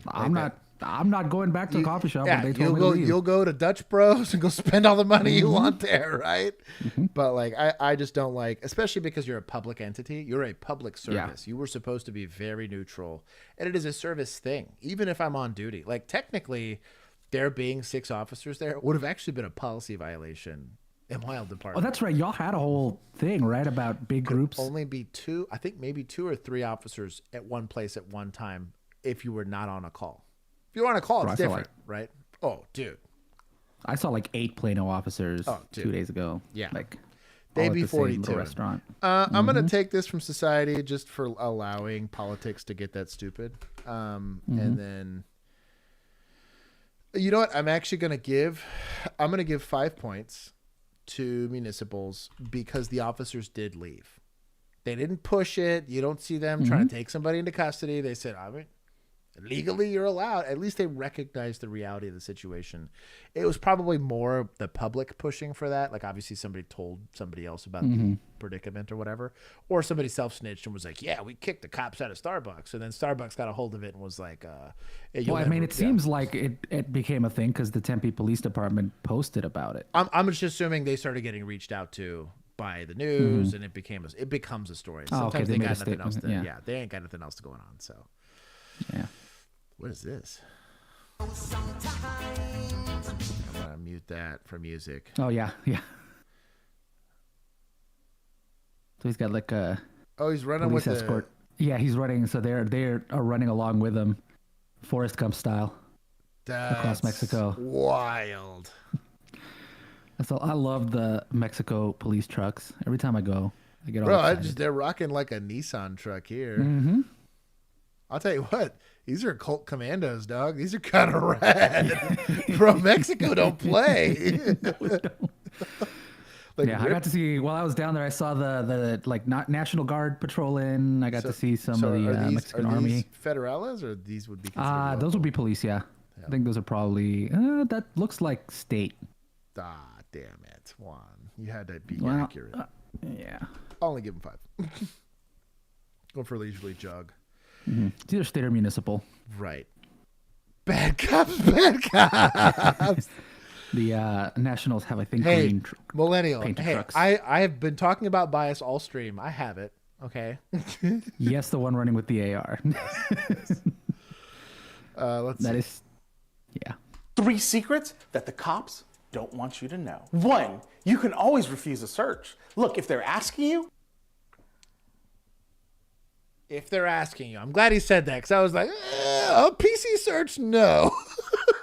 But yes, if they're asking, yes, you can always refuse a search. It's because they don't have probable cause to do it on their own, and they know that the only way they're going to search is if you give them permission. So be polite and say, no, thank you. 2, when they pull you over, you don't have to answer their questions. All you have to do is provide your name and ID, and then you can politely refuse to answer any other questions they ask you. 3, police cannot stop. Is his name really Texas Chancla? That's incredible. Yes. Yeah, I really want to collab with this guy. I love his stuff. He's in San Antonio. That's hilarious. He's like a defense attorney. You without having a reasonable belief that you were involved in a crime. So if police stop you on the street, just ask, am I free to go? And then go about your merry little way. 3 secrets? I mean, I've articulated at least one of these in almost every single stream in one way, shape, or form. I have no problem with that. This is the cops telling you what to do.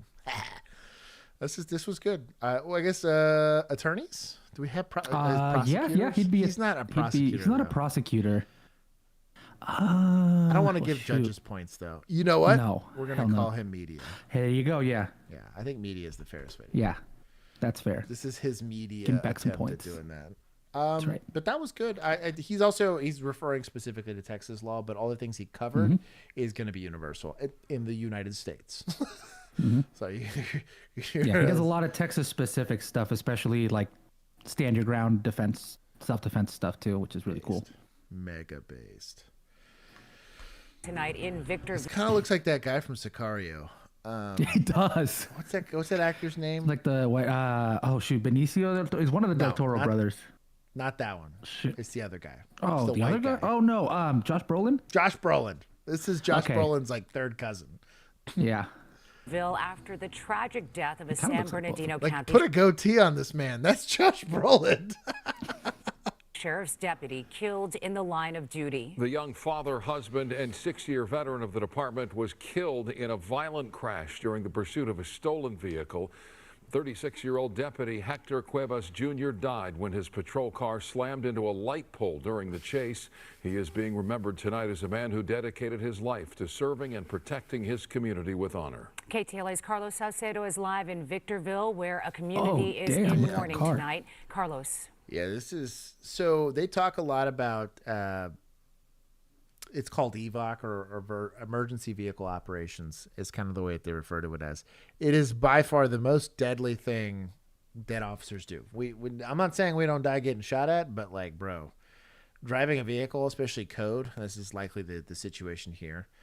Damn, that is rough. That is a rough crash site. Just for hitting a pole? A terrible tragedy in Victorville. The road where this violent collision took place is about to reopen tonight. The family of Deputy Hector Cuevas Jr., this is how they're remembering their hero. It's my hero. Very proud. It's my hero. Very proud. That's the hero of the family. That's the role model. This is how family of Hector Cuevas Jr. is remembering their deputy, a 6-year veteran described as a devout family man who was a cop's cop. Everybody was proud of him, his mom, us.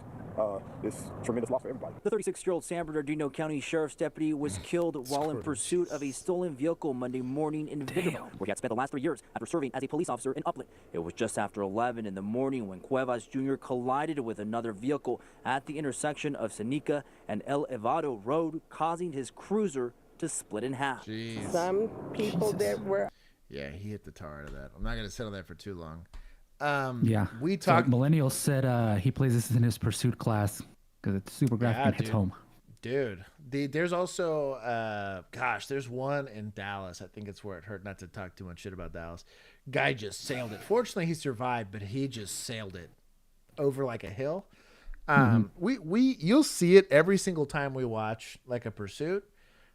You'll see us kind of flinch, but bro, check your intersection, or bro, like you got to think, or we'll even call out like understeering or oversteering and stuff like that. That like you get more practice than almost anybody driving a car fast, right? But it's a fleet vehicle, so the likelihood that the car's doing great's pretty low, unless it's new, right? And then ultimately, like you're no help to anybody if you crash, right? And that's not to disparage what the deputy was doing. We don't know the circumstances. For all we know, somebody blew a red light and hit him, which is always could totally happen, right? You checked it looked good, and it was a blind corner, so you couldn't see it, so you sent it. It's just something to think about. We talk about a lot of this too with like even something as simple as building searches. You get really lazy on those. And what is normally something that could be prevented with good tactics, you just get smoked. It's the reality of the job, unfortunately.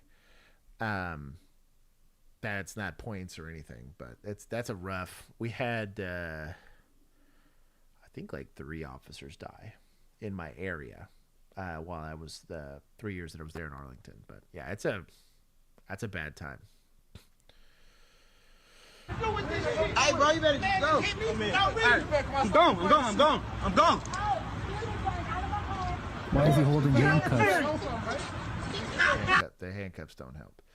Josh, does that look like a handcuffing position? Right. Is that what that's supposed to be like? That's I mean, I exactly know his arms are kind of close together, but they're at the front. Something else to consider is you're kind of by yourself here.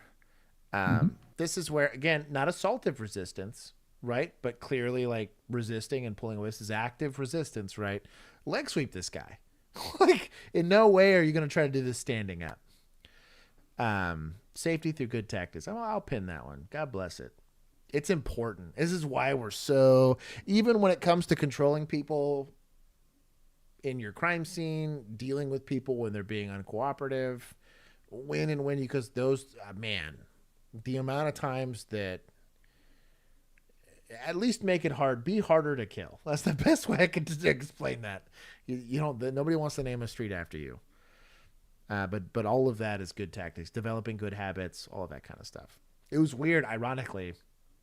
If I had somebody in the car with me, if I was going code, I intentionally didn't wear a seatbelt. Because I knew, but I fuck it up, it's fatal. Like, there ain't no me surviving this, right? But there's somebody in the car with me that's just subject to my decision-making, right? If I was in the car with myself, I'd put it on there and I can go take more risks, right? It's only my life at risk, so I will play a little closer to the razor's edge. Knowing that I'm doing that, I would go ahead and put my seatbelt on. But 90% of the time, even when I was driving my patrol car, I used to leave my seatbelt off all the time because I'm like, hey, check that intersection, dog, or check even if I wasn't going code, this is just normal, casual. Mind you, if I hit the highway, my seatbelt went on because I was like, you can't control somebody going out of nowhere and hitting you. Or like a malfunction in your car at 80 miles per hour is very different than a malfunction at your car at 30. I was also a city cop, so I spent very little time on the freeway. But there was certain things like that. I'm not advocating for anybody to do that. But all I'm saying is like that's how cognizant or how much fear you would put in yourself to make sure that you were making better decisions when you're operating a motor vehicle.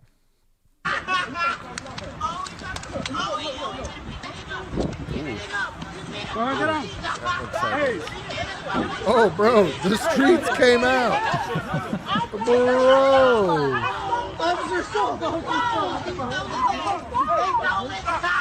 I tell you what. They were waiting for this moment. This guy was probably really combative and drunk. The cops show up to arrest him, and they hit the cop, and he's like, Brian to beat his ass and get a medal. This guy was like, let's go. I get to be a hero for doing what I was going to do anyway. Right.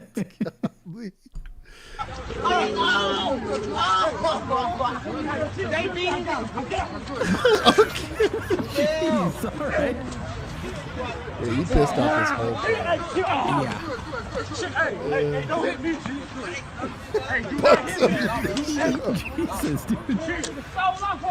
Yeah, get your little headlamp. This is a modified side mount here. This isn't horrible. All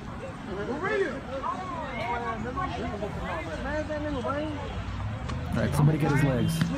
Safe wrap. Okay, not like that. And this is why deputizing random people to go do apprehensions is probably not a good idea. They don't have the training or the inclination to go do things the right way. Oh, he's stumping his ass. What you mean, nigga?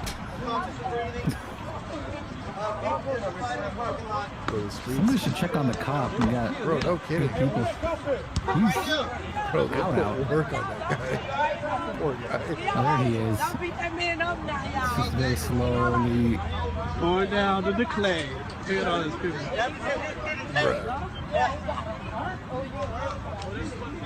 Bruh.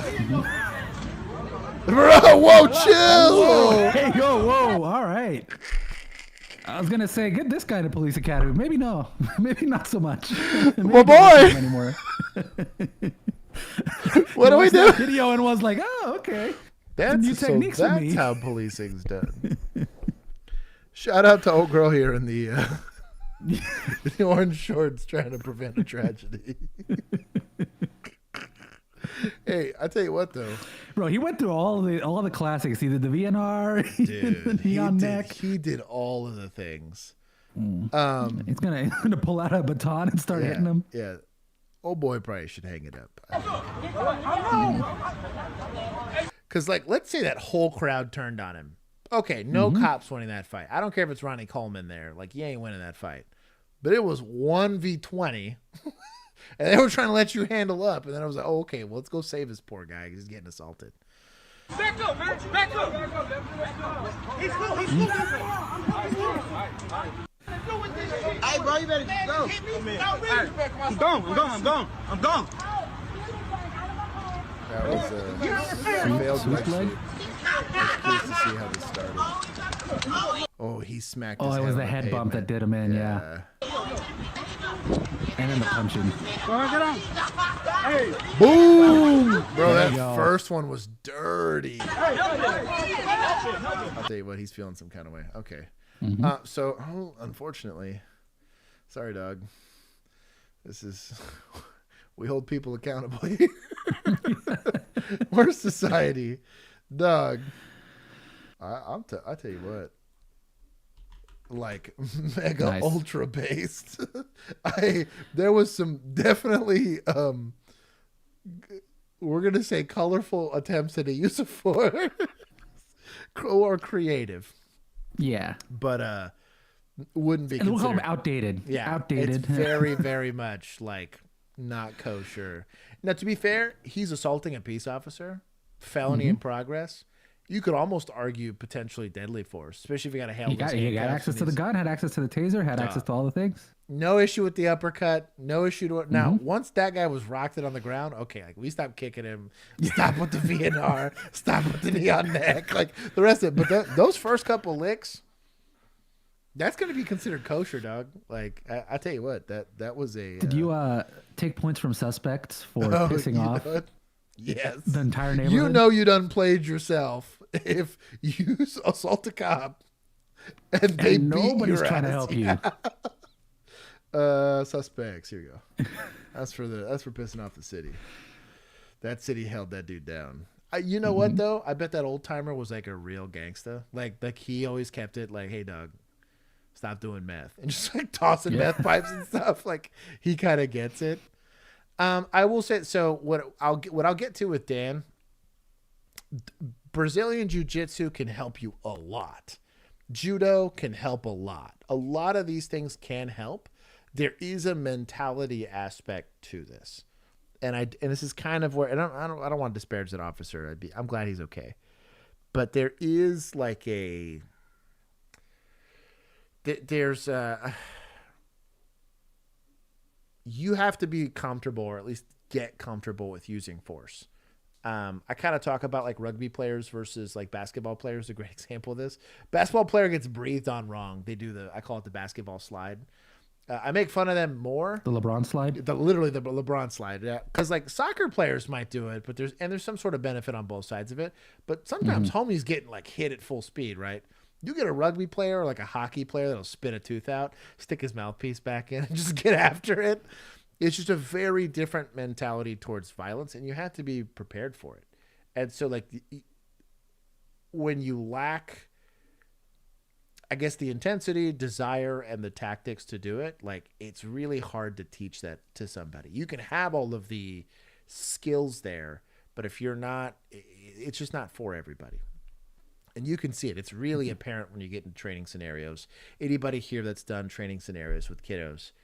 I also wonder how much of that is if you don't see it often enough too, because like maybe you started out with that mentality and over time you just don't get into. I don't think he's having that problem and what looks like a rough neighborhood. Yeah. They were clearly ready to go, but yeah, I think he might just be getting older, getting like He's more concerned with going home than we have a getting shelf into life. something. The patrol specifically, there is a shelf life for that. Now, you could be a detective, you could be a hostage negotiator, you could be a captain where you're there being a pencil pushing warrior. But like, patrol's a very unforgiving space, and it's a young man's game at the end of the day. So just be cognizant of that. If you're selling That's why Chris the cop's doing what he's doing. drugs in Homestead, if you're victimizing residents in Homestead, we're going to take everything you have. So we're on our way to the auto firm where we're going to pick up our seized vehicle. It's a Camaro sports car that we did a forfeiture and a seizure on. We're going to pick it up and see what it looks like. I'm gonna make a funny video. What's up, bro? Of you walking in.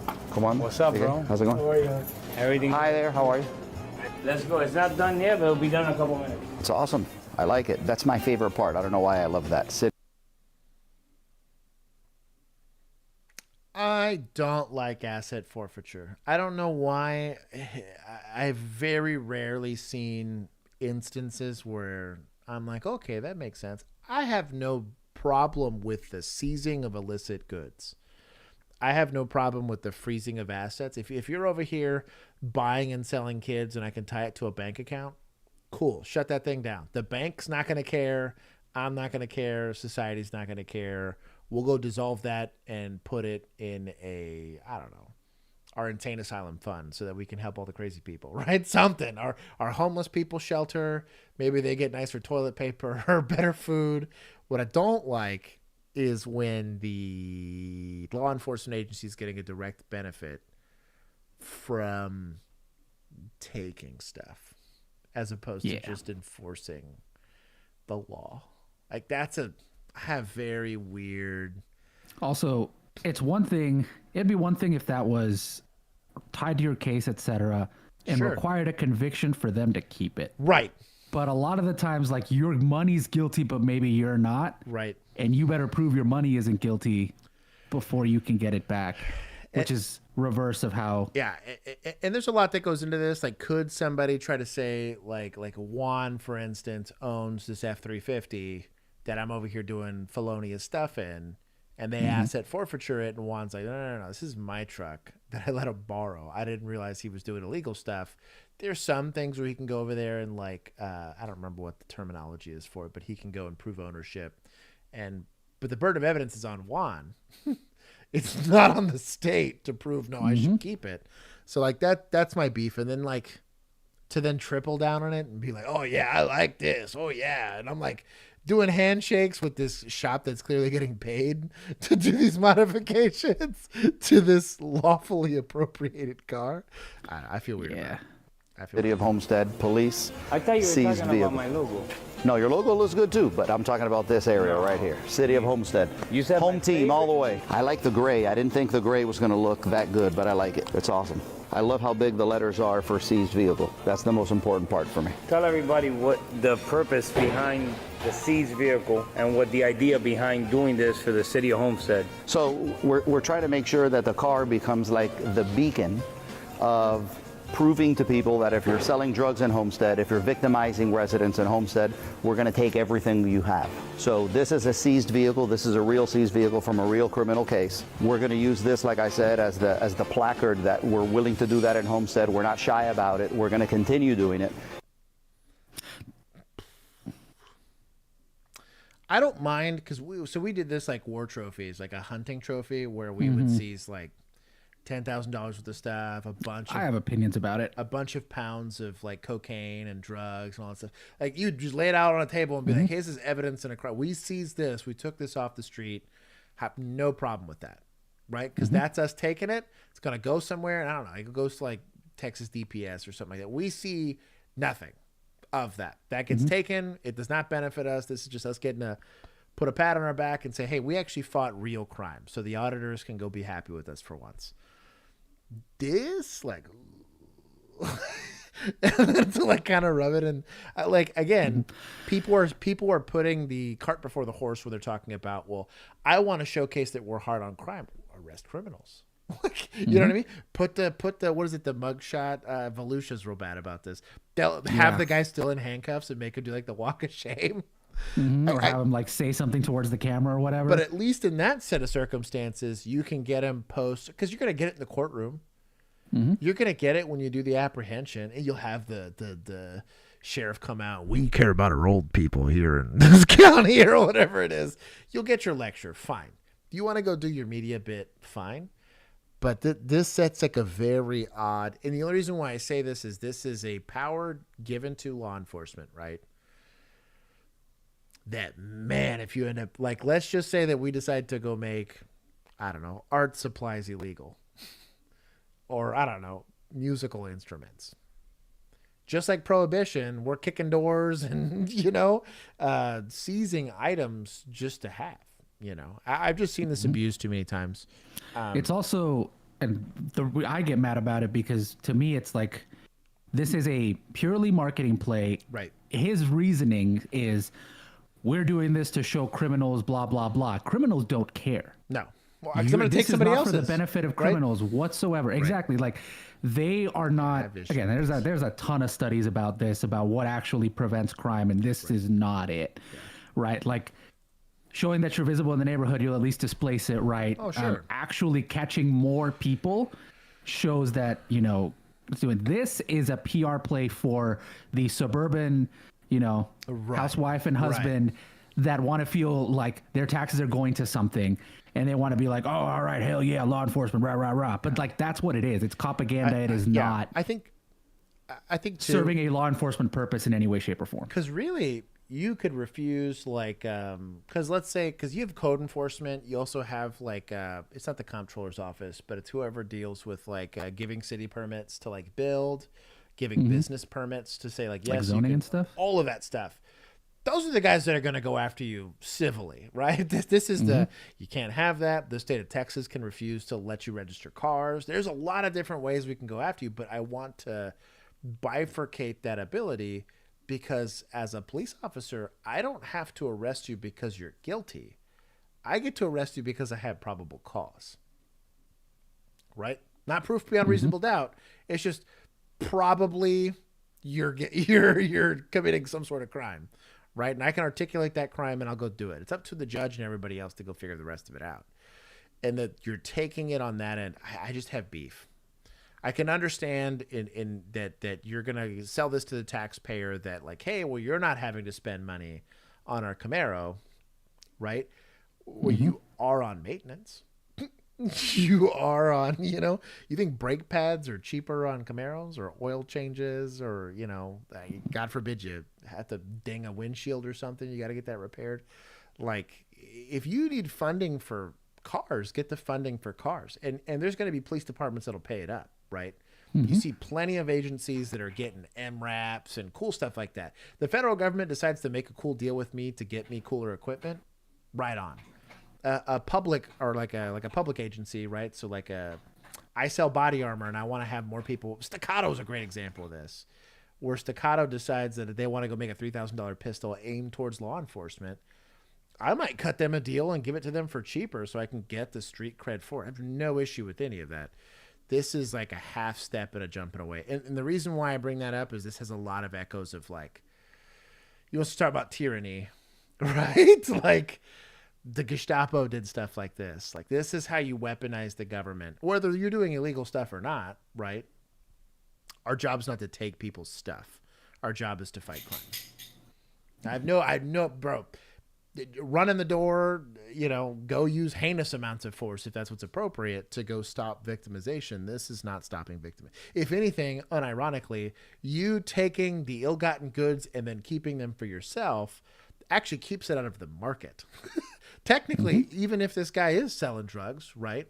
The $10,000 he has that he now has to go launder, maybe it's going to someone's legitimate. Maybe the taqueria is making a little bit more money. You know what I mean?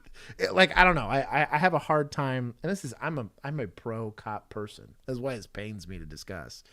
But I have very real issues with that, which is why I took points. Get wrecked. Yeah. Oh, you know what? It's abuse of authority. Ultimately. I don't trust administrators, and specifically narcos. Dude, narc cops are kind of the shadiest. Not to throw shade, but to throw shade.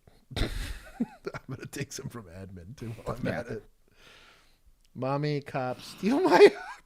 Buxom, stop spending money. He's had his shot or two of whiskey, and now he's just super chatting. You need to chill. County judge sentenced the former St. Louis County police officer who fired shots and threatened people at a school trunk or treat event in 2023. Matthew McCullough will not serve jail time after pleading guilty to 8 felony counts in January. 5 on your side's Megan Kernan was in court this afternoon and in the newsroom with reaction from parents and witnesses. Megan. Kelly, the court sentenced Matthew McCullough to a 25-year suspended sentence. So that means he'll get a minimum of 5 years supervised probation. And it was not the outcome many wanted or even expected. It even got a little heated after the sentencing. Dozens of parents were there and many were emotional. Investigators say McCullough fired at least a dozen shots. I tell you what, they tuned that dude up to take him into custody. Golly. I'm not saying I've never taken someone into custody and them look like this. Well, it happens. I'm not saying I've never shot at a trunk or treat event. No. I'm a lawful individual, okay? A responsible, lawful person. Okay, but what if they're taking, it says take 1 and they take like 5? That's different. It depends what they're taking. That's civilian asset forfeiture. Yeah. But all I'm saying is somebody had to take some pictures of this guy after taking him into custody because my boy got tuned up. Shots in the air at North Kirkwood Middle School. Police say McCullough aggressively approached people and made statements like, "You are all going to die," before one witness shoved him. Bobby Shaw made a victim impact statement in court, describing how terrifying it was to lose track of his 2 children in the crowd when shots rang out. It's traumatic, it's tragic, it's something that's going to live with us to some degree. Going to prison, going to jail is the best way to send a message that gun violence is not okay. I can't help but be unhappy, with the outcome. I can't help but wish. Now, to be fair, if they no bonded him, he's been in prison this whole time. Or at least county, maybe not prison, but he's been being held without bond or whatever it is. So they might have given him time served or whatever, but that's kind of... I'm assuming they're going deadly conduct because he didn't like point it at anybody. He just kind of shot in the air. 8 felony counts. So I'm assuming it's victims. So they got gotcha. 8 people willing to go and go through the whole process of being victims here. That he did serve time in prison. I don't think he's being held accountable for his actions. We heard from McCullough in court, crying as he apologized to everyone he affected. He said he takes full responsibility. He said the fact that he made all of these people feel unsafe is something he'll live with forever. And he promised it will never happen again. I'll tell you what, if that was South Dallas, it wouldn't have happened again. It wouldn't have been no mugshot. I'll tell you what. But it'd been that one neighborhood with the oh boy. Right. Like 18 dudes just okay corralling that guy. Trunk or treat, boo him with your car. I'm gonna say we're gonna take some points from prosecutors here. It is your job. Judges. Also judges, yes. We'll make it. Because he does the sentencing. Yes, agreed. Technically, prosecutors got him prosecuted. Yeah. I wonder if it's like they got him on 8 felony counts. Yeah. I mean, he did plead guilty, so it was probably you know what? You're right. It's a plea deal. Yeah, it's 100% a plea deal because they didn't want to lose. I'm assuming it's deadly conduct because they didn't ever get him pointing the gun at anybody, which would have, at least in Texas, that would have dropped it down to like a Class A misdemeanor or a state jail felony. I think the proximity to the school would have at least got it into the felony space, making him a prohibited person for the rest of his life. Can't own or possess firearms outside of his house, right? Likely going to be some sort of probationary period. That's also going to affect him a lot. So, I don't know. The whole thing's kind of stupid, but I don't know. That's because he's a felon. Yeah, he literally, Brave Django brought it up. I was like, yeah. Bet he's still gonna, though. Oh, he was released. So he was free the whole time? Okay, hold on. Oh, then no, put him back in. Okay, hold on. I gotta take a few. I gotta take some. Crazy. We're taking some more points. Hold on. That is an important distinction. Because if he served no time at all, that's pretty sus. Finally got paid. Here's one for Monica from last stream. Y'all need to stop. That one got him thirsty for a while. Still walking the streets, give suspect points. Not gonna lie. You know what? Shout out. There you go. Suspects. That guy's got every right to be upset. I'm tracking a bit more with him now because, like, if he served no time at all, like he never spent any time behind bars, and he just got like the plea deal of the century, like I'd be pretty pissed off too. Because and the reality is it's about restorative justice, right? So to some degree, I need to make sure that I'm applying what's appropriate from a punishment standpoint on the legal side of it, but also like there's got to be something where I'm convincing the public that I can keep them safe. And if somebody victimizes them, that we do just punishments so that they feel that they've been, like, I'm not going to sue the guy, right? I mean, you could probably, honestly. You could, but like, what are you going to do? So he's going to give you $10 for the rest of his life or something like that? Like, you know what I mean? It's not like you're suing Walmart. I'm going to refresh my Discord real quick. Okay. Hey, shout out to TEEX for Teeks. I don't want to like. It's 160 hours of my life I can't get back, but I'm glad that they had the class online.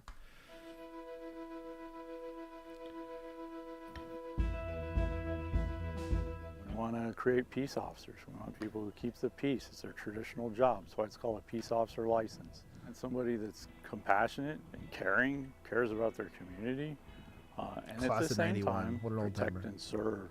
I started as a dispatcher when I went to the Teeks Police Academy. They helped me learn how to be on the front lines and learn how to be more hands-on versus what I had been doing for the last 5 years. It was more of the foundation for me, setting that good foundation for me to rely back to and rely on. I think the relationships that were developed with the cohort. What's wrong with this picture? My brother in Christ has a rifle. What are you doing? Your hands, dog. What are you doing? I'm teasing. I'm sure this has been for whiskey. Y'all stop spending money. Thank you, Garrett. I'm gonna go pour myself into my coffee in a second. There's pretty vetted some. I have very real critiques about some of the things that are getting taught in BPOC classes now. And only because I think these instructors don't get a lot of time to take outside critiques on classes. If it's not vetted specifically through their channels, they don't even listen to it. Real easy example of this is firearms training. It's not that they necessarily need more, it's they need better training.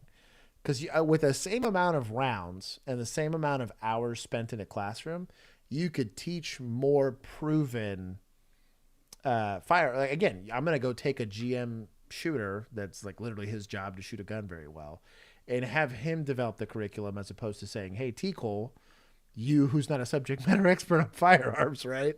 Let's have you dictate what the policy and procedures should be for how we teach this kind of stuff. And the reason I can say that with I'm both rifle and pistol certified, and I'm a way better shooter now than I went into the civilian world for training. Mind you, I'm on like the high end for civilian training, but there was some stuff that I found mind blowing. Same thing with like equipment. I think a lot of the equipment is pretty outdated on what they typically will allow for policy. Ushers lock the door. I get that reference, which cracks me up. That's a funny story. Maybe I'll do that later, but there's just a lot of stuff that could be done differently. But as far as like they're just working a high risk stop, none of that stuff matters. Who went through the academy with me was very valuable. Starting at the police academy was the beginning of a long road of education and awareness to a lot of stuff. I thought officers just drove around, saw bad guys doing bad things, cuffed them up and threw them in the patrol car, piece was done, right?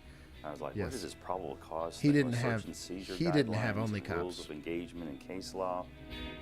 I started in 1978. Back then, you can be a cop at 18. I guess the idea was to have that officer get experience before you go to the academy. When I left in 89, I went to 2-3 different agencies. So when I came back in 98, a lot of laws had changed and kind of threw me for a loop. The sheriff said, well, I'll send you through the academy. I said, okay. That's how I ended up going back through the academy the second time. What? Sorry. There was no state It's a exam. 320. You could go to work as a police It went off on its officer own. and work for a year on the street before you attended a police academy. We didn't have physical. Wild. What? It was only 320 hours long. It was strictly academic. Right And or the stop. equivalent of All you 20 guys semester chill. college hours. And it's pretty intense because they have to know the penal code, the code of criminal procedure, the traffic code. They have to know case law about arrest, search, and seizure. Even to this day, we still use those concepts. So that was the very basic foundation of all the other education, all the other components to lead me to where I'm at right now. So it all just comes together into one so that you can be the most successful police officer. Not to troll, but into one so that you can. Has this affected an arrest? Has anything about this affected the arrest? Big negative. This is what we call Red Man or Fist Man. That's what it's called. I watched. I'm really dunking on Dallas today. I went to go take my TCOL exam. This was in 2018, and they happened to be doing this while we were walking through there. And I came from a Gracie Jiu-Jitsu certified instructor class. Like, they had a very. You only just. I'm about to start taking points from chat. I'll give it back to Ori. He can. He's got access. But I mean, I made the thing, so yeah. The Fist Man's just trying to teach you how to be aggressive and to get you comfortable with violence, which is an important skill. I'm not saying it's valueless, but none of the techniques demonstrated help you at all with helping getting somebody to handcuffs. And that's like the ultimate goal. And so this is crazy outdated, especially with the amount of information that's out there. Be the most successful police officer by the end of your training process. The quality of instruction here is second to none. Our instructors are what make this class great. Their experience, their stories, sharing those life experiences that they had encountered as life officers helped prepare me experiences. so that when I walked out there on the street, I wasn't blindsided. It's preparing you for the field and the training that you're going to go through additionally. So it's setting that good footing for an individual to come into an agency. For a cadet that's about to graduate, remind yourself every day of the things that you learned. Those are super, super beneficial. The biggest thing I always tell them is always tell the truth. Nobody expects you to know it all. Everybody makes mistakes. The biggest thing people can do is admit the mistake. If you lie, you're not going to survive it. Never, ever jeopardize your... Yeah, knee strikes while I'm OC'd, also not a great idea. Mostly because, so while he's doing these knee strikes, so they're teaching them to grab like it's a gi. What if this guy's shirtless?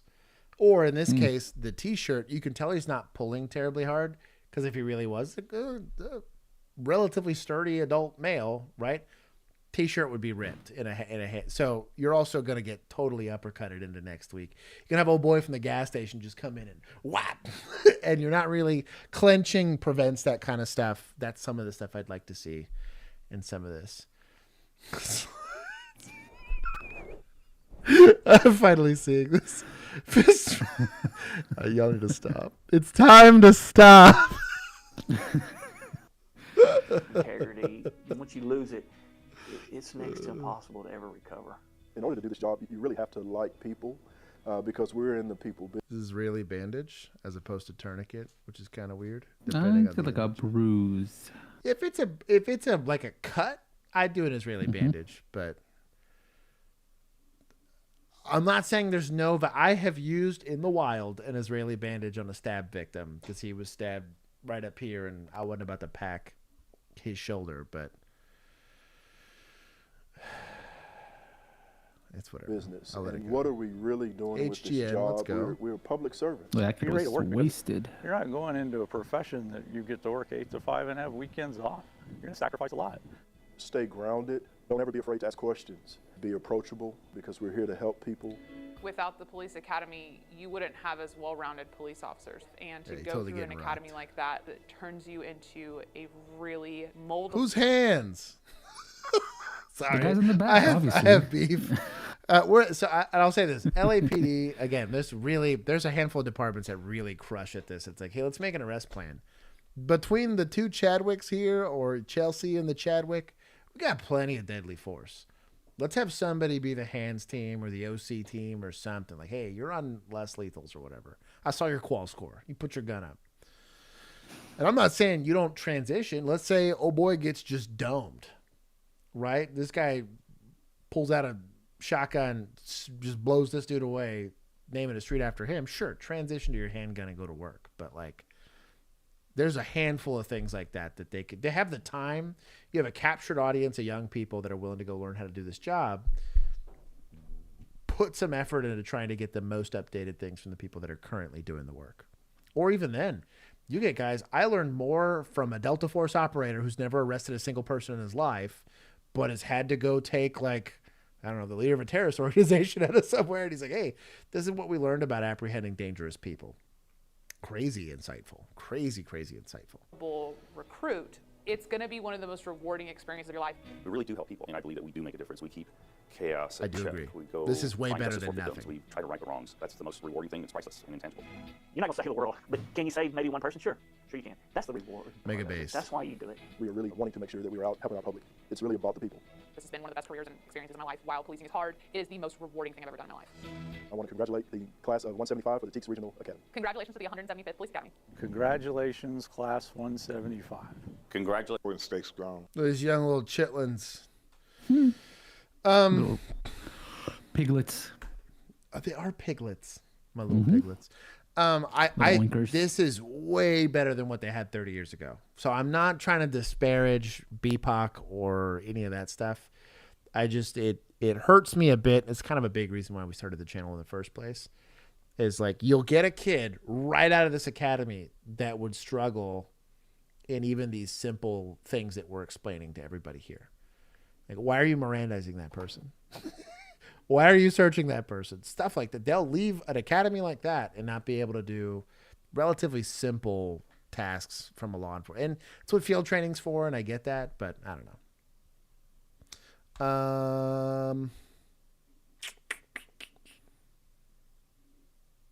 That's whatever. I'm not giving or taking points. 20th, 2024. Officers were dispatched to a public facility for a trespassing complaint. The manager of the facility let police know that a woman was working in an area that was not open to the public. When police confronted the woman, she didn't want to hear anything they had to say. It's my understanding this gentleman's asked you to leave. Is that a problem? I don't think I have to. Yeah, you do have to. Based on what? Based on this being private property. It's not. It's public. It's not. It is public.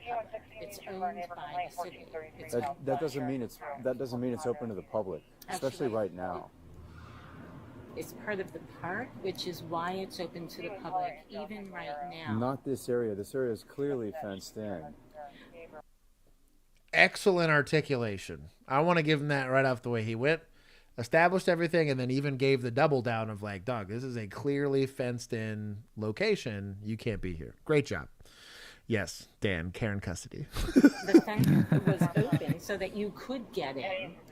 And I've worked here on several nights. The security guy knows that I come here and work, and it's never been an issue. I understand that. It might have been okay in the past. Can I see your ID real quick? I don't have to show it to you, and why? If you leave right now, you don't have to show it to me. He's asked you to leave, so technically you've already... He does. I run the building. He does have the authority. What's your... I thought you said you were the tech guy. That sounds I'm the technical director. I run the building. You don't need to... Listen, ma'am, just talk to me. Mega base. He doesn't need to get aggressive, and he's even He's not saying getting he aggressive. just said, I'm getting aggressive. He's not getting aggressive. He is, but he's not supposed to. Will you listen to me? We might need to call your listen very supervisor. carefully to what I'm saying. He has warned you. I'm recording too. It's okay.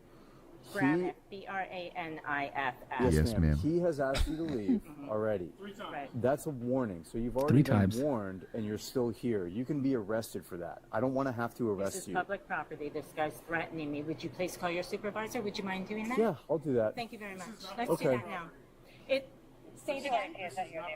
It's public property. You're mistaken. Okay, hey sir, can you go see if the other unit's there? Very much. Good job. I appreciate it. He identified this. You are not helping leave. Because he's just agitating this lady more.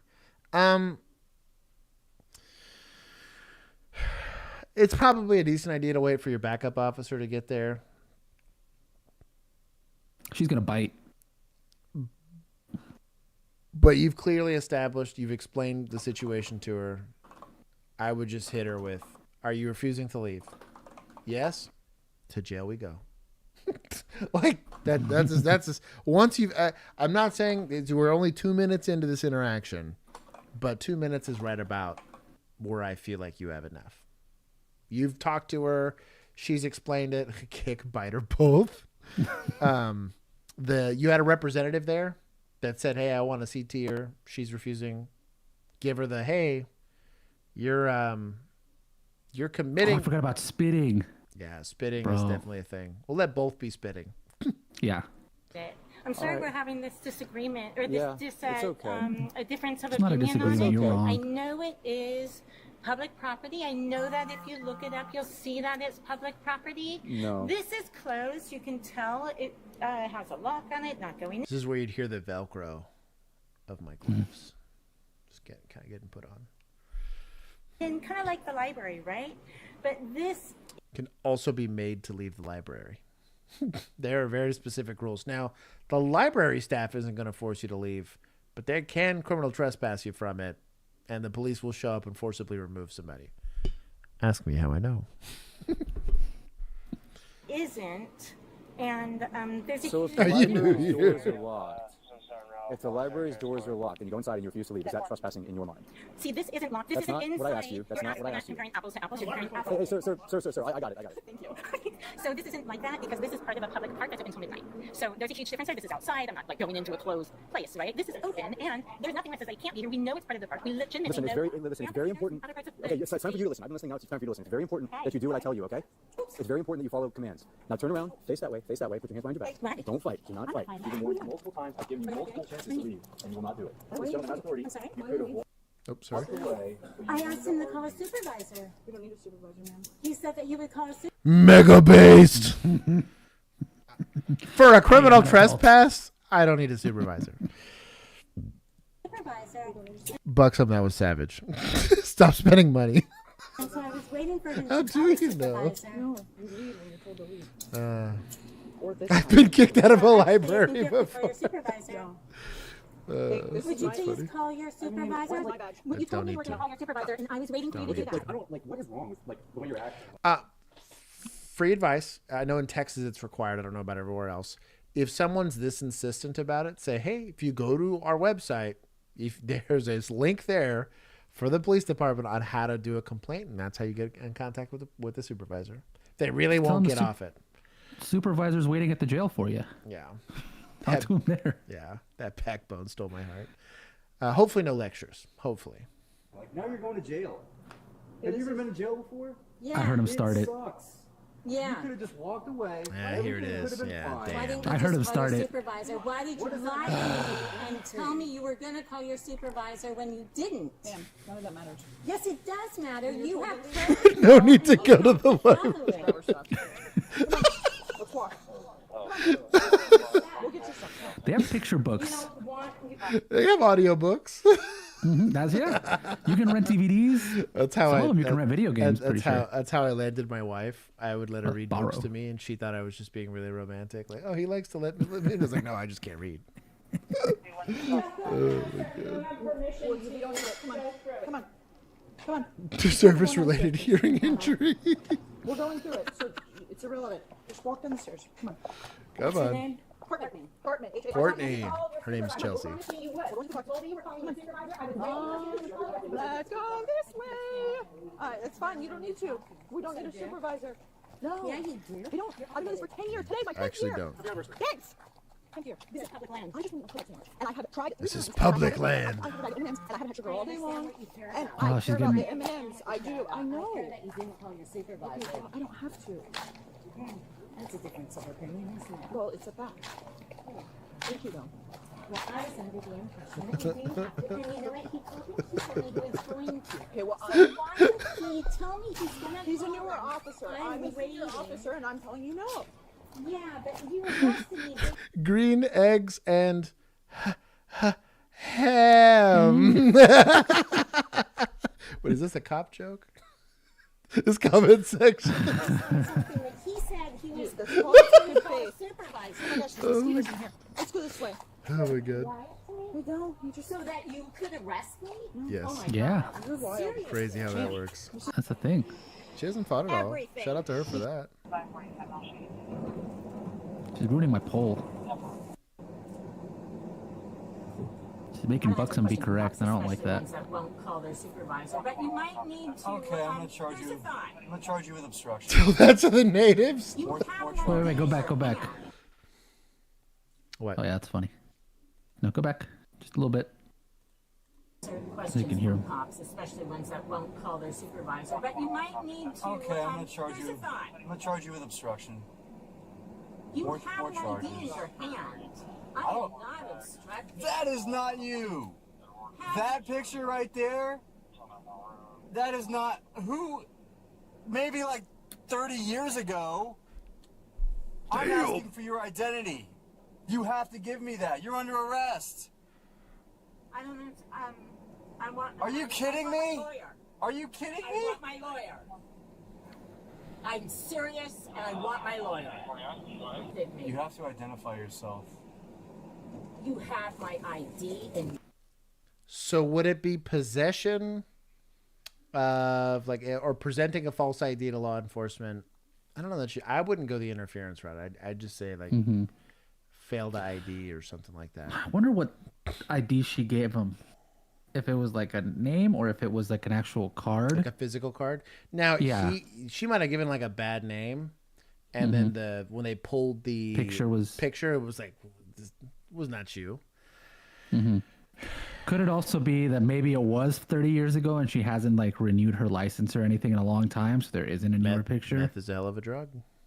This. I don't know that this is you. this guy has his ID in my hand. You put this here. I don't know that this How to quickly anger a Karen.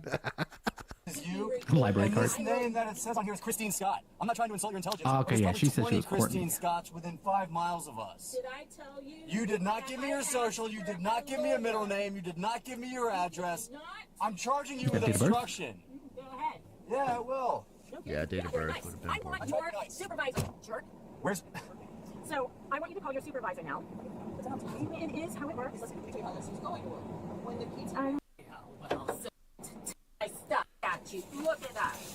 I have not violated it. Call your supervisor. Christine Scott? N-O. I've been going through. N-O. Fake news. No, that's Real not it. snarky. Right? No signs that I can't be No. there. Not one. And this park is open till midnight. Is there? False arrest. That's not a part of the park. Yes, it is. You are exhausted. You gotta be You are kidding the. me. Well, you're This is wasting pretty my- normal really? interaction. No kidding. I didn't It's say I didn't obvious. care. I just said it's not. The woman was charged with criminal trespassing, concealing identity, and resisting arrest. Thanks for watching. I don't know about resisting, Doug. Yeah, which part was That's resisting? petty.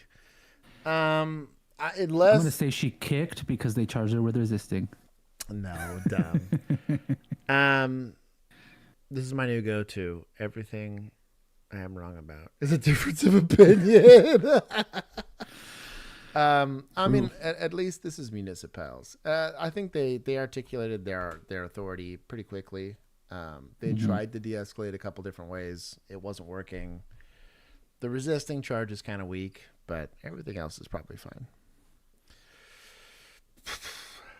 Obtained images from most of the city's 10 police stations, illustrating the poor conditions of some cruisers. This whiteboard from Park Station shows 7 cars in need of repair, everything from broken seatbelts to windows.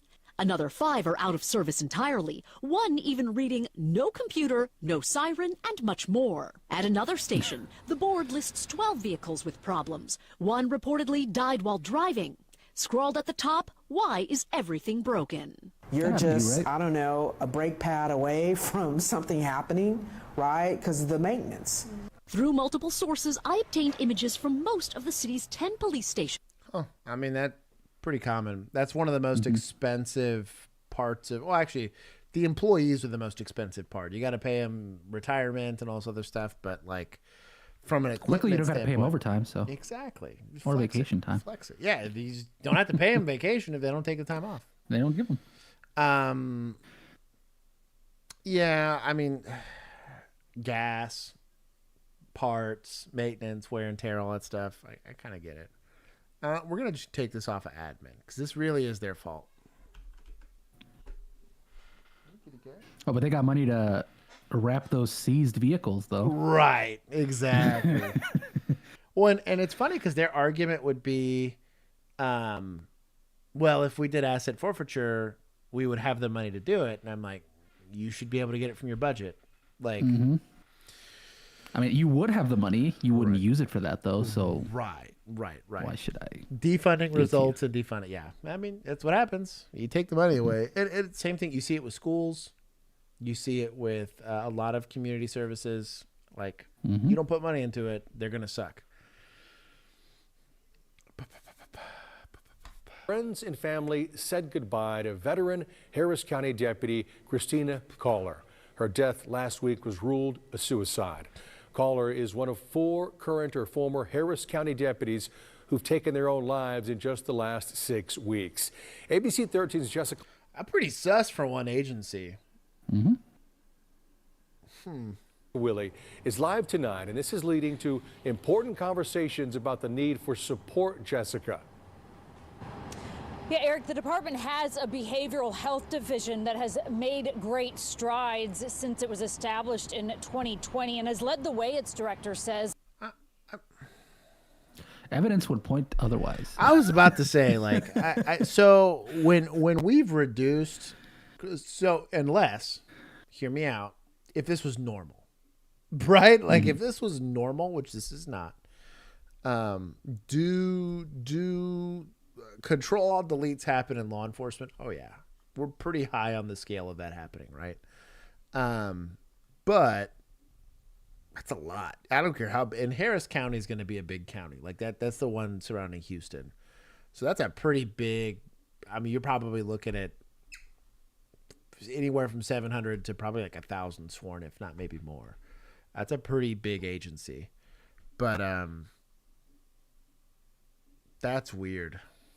Among law enforcement agencies, but these recent deaths are raising serious concerns for the deputies organization. The question is, what more should they be doing? It caught a lot of us by surprise. Harris County Sheriff's Deputy Christina Kohler left home last week and was never seen again. Houston police issuing this alert. The 37-year-old found on the 13th. She had taken her own life. 3 days later, Maria Vasquez, who left the department in December, died by apparent suicide. William Bozeman, also a former deputy, died earlier this week. Tragic news. One is too many. 2, 3. It's definitely devastating. That Jose Lopez is helping his friends and colleagues try to process. It hits very close to home, and it's a reminder to us of how fragile life is. It's also a reminder that we do need to look out for each other. We do need to take care of each other. Lopez. So I get that probably the whatever news agency this is, ABC 13, got with the department, with the sheriff's office, and was like, hey, we're going to cover mental health or whatever. Like, that's the angle we're going to go with the story, right?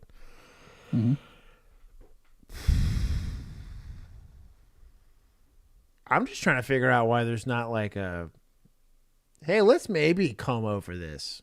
Like a criminal investigation of like, that's a little too many. Let's just say for CYA, let's let, the troopers come in and go look at this. Or, you know what I mean? The Texas Rangers typically come in and they'll go look at this. That's 1, 2, especially if it's like they were partners or something like that. Yeah, if they all knew each other. Something. And even then, that, if anything, it almost just makes it worse. Makes it more likely, like Custode said. But yeah, like that's still a lot. Also that they in were that short amount of time. Yeah. Because, like, typically it happens, like, not while you're on duty per se, but while you're still active. I'm not saying it doesn't ever happen when you leave, but that's a lot. I don't know. This is the president of the Harris County Deputies Organization, but he knew 2 of the late deputies personally. I knew him for over 20 years. In just 6 weeks' time, 4 current and former deputies have taken their own lives. Psychologist Thomas McNeese is the director of the department's Behavioral Health Division. These last few weeks have been difficult for our staff and for the sheriff's office as a whole. He says he and his division work to provide resources to both former and current employees who are struggling.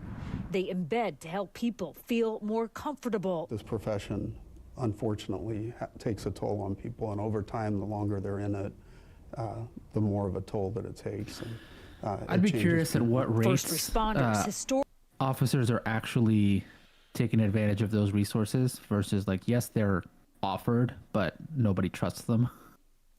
Well, my issue is too, like, it's a stressful job universally, right? Like it's not like that's new. Like that's not new information. This should surprise nobody that it's a stressful job, right? And again, one person takes their life.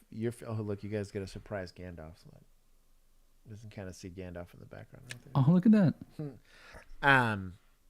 One, maybe a second one, maybe a third one, right?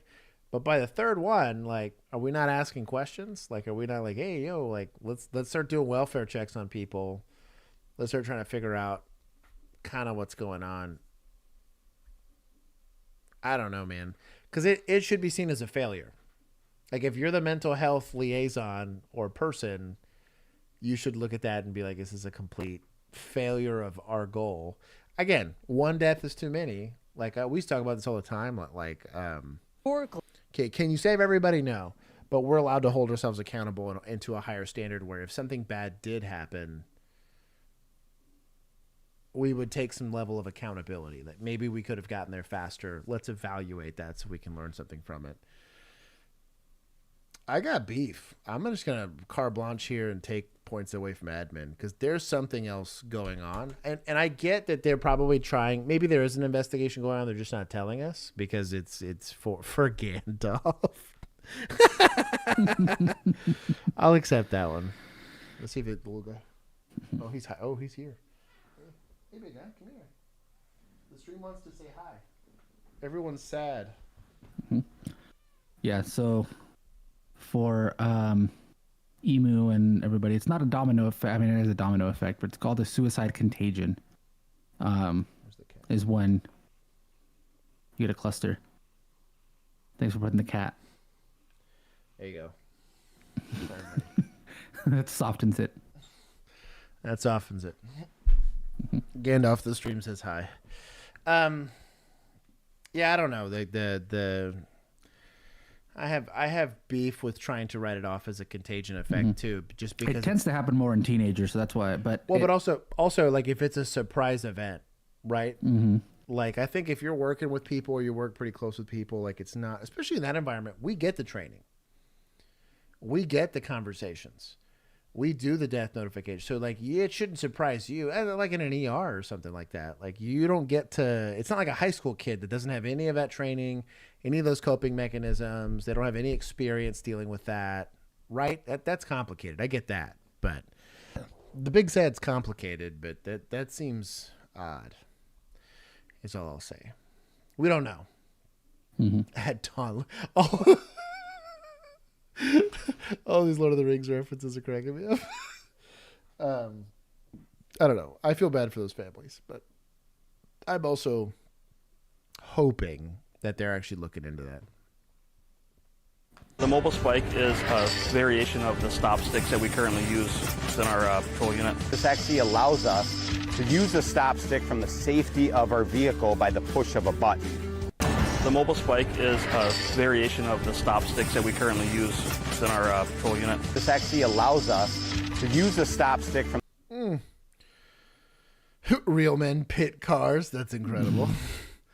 I think the grappler is probably a little safer if I'm going to go ahead and put this thing in front of my car and try to approach a car like that. I kind of understand where they're coming from. It just, all it does is make that car a little less controllable as opposed to actually detaining it. Pitting, the whole point of it's to get it to stop driving, not to like, it's a spike strips were always like a half measure of at least it'll slow down the speed. So like if there is a collision, it's not as bad. But yeah, I'm team grappler. If I'm going to go spend money on some sort of intervention device, I'm assuming because this thing is reusable. That's my assumption because stop sticks, I'm assuming, are reusable. But yeah, I'd rather see a grappler. if I was doing that. But that's my take. Into custody when a jiu-jitsu student decides to assist. He rushes in, he straddles the suspect's legs, and I just want you to watch this. I need you to listen. No, I don't, man. He's looking for somebody else. And most impressively, while the suspect is going for the officers, listen to what he says. Oh, let go of my... Let go of my... Let go of the gun. No. Let go of my... Back up. I'm so glad this lady's videotaping. Yeah, and telling him to let go and back up.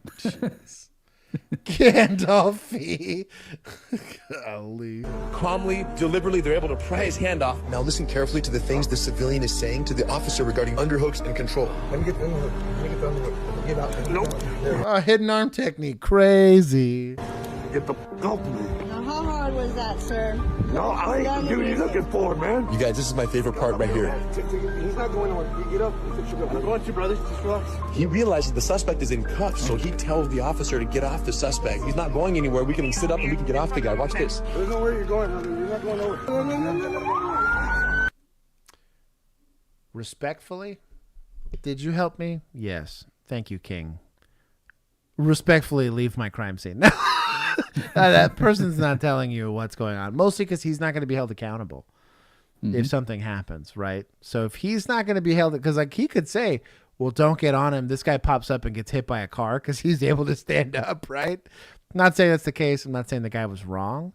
I'm just saying, like, from a liability and a optic standpoint, you should be the person in control. But shout out to this guy for having the skills to make a difference. Guy's an absolute hero. I even don't have any issue with him telling him, like, hey, like, you can take it easy now. The guy's in custody, but let's not be told what's happening by somebody else. Let's have some control. Let's have some care in custody. We'll see. And is waiting on the society. I'll give him 30 points. And then that was municipals. We're going to take 5. Oh, well, 75. There you go. Oh, no. Oh, damn. Stop. I hate having to type Caught around. live. Caught live. Cheating. The state patrol to pay up. Records show a trooper crashed into him last summer, leaving his car totaled, his daughter hurt, and stuck with a bill he says he shouldn't have to pay. Investigative reporter Ryan Raish has the video, the reaction, and the reason the state says it's not paying. Are you okay? She's not okay, dude. You need an ambulance started. Months after this crash with the state patrol. And that officer's sigh sums up the experience for Jamie Kruger. It sucked. Last summer, Kruger was with his 17-year-old daughter, Genevieve, driving on Highway 23 to Marshall, Minnesota. In front of them, a new state patrol trooper, still learning the ropes from a more senior officer. The trooper spotted this suspected speeding car going the opposite direction. He slowed to the shoulder and boom, without warning, lights or...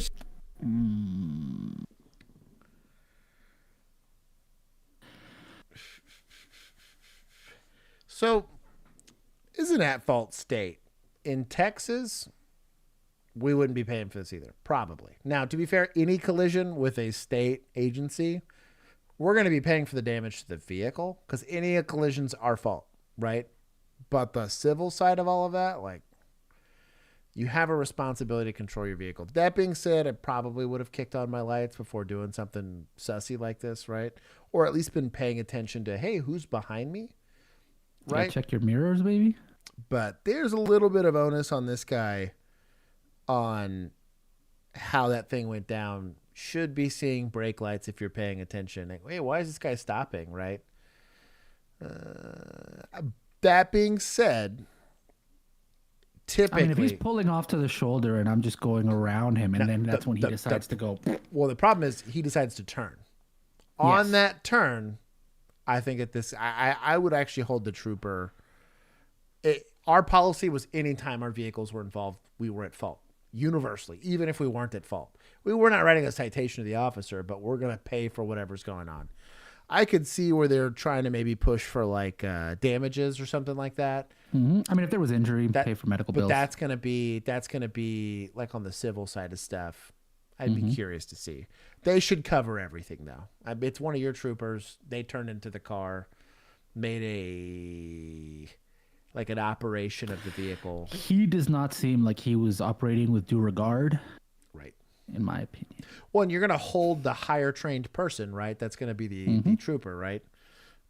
This guy maybe kind of did it to himself a bit. This is avoidable on his side of things. However, we're going to hold the trooper. I really do think that the budget doesn't allow for it. I think that this guy got bailed out by the lack of the trooper knowing what's going on, rather than this being like, because this would have been a blown red light, totally different story, right? It's not even a conversation. But yeah. Sirens, he struck the Krugers. When he hit me, it was like slow motion. The Krugers were in the wrong place at the wrong time. It was not fun. It was a very scary feeling. What is going on here? I felt like Twilight Zone is happening. When I saw 2 cops get out of the car, I was like, oh my God. In the heat of the moment, tensions flared, even from Genevieve, who took the brunt of the impact. What was that for?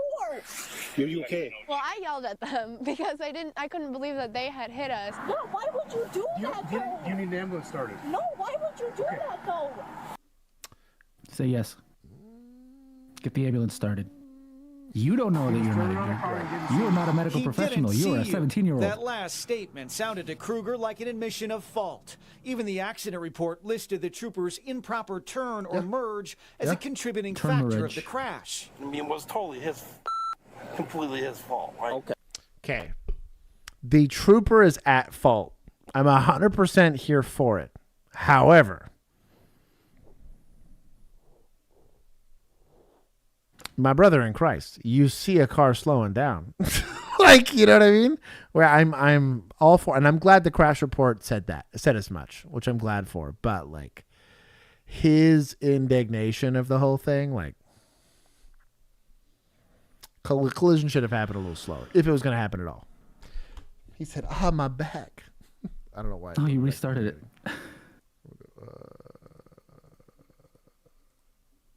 Here we go. Really his fault, right?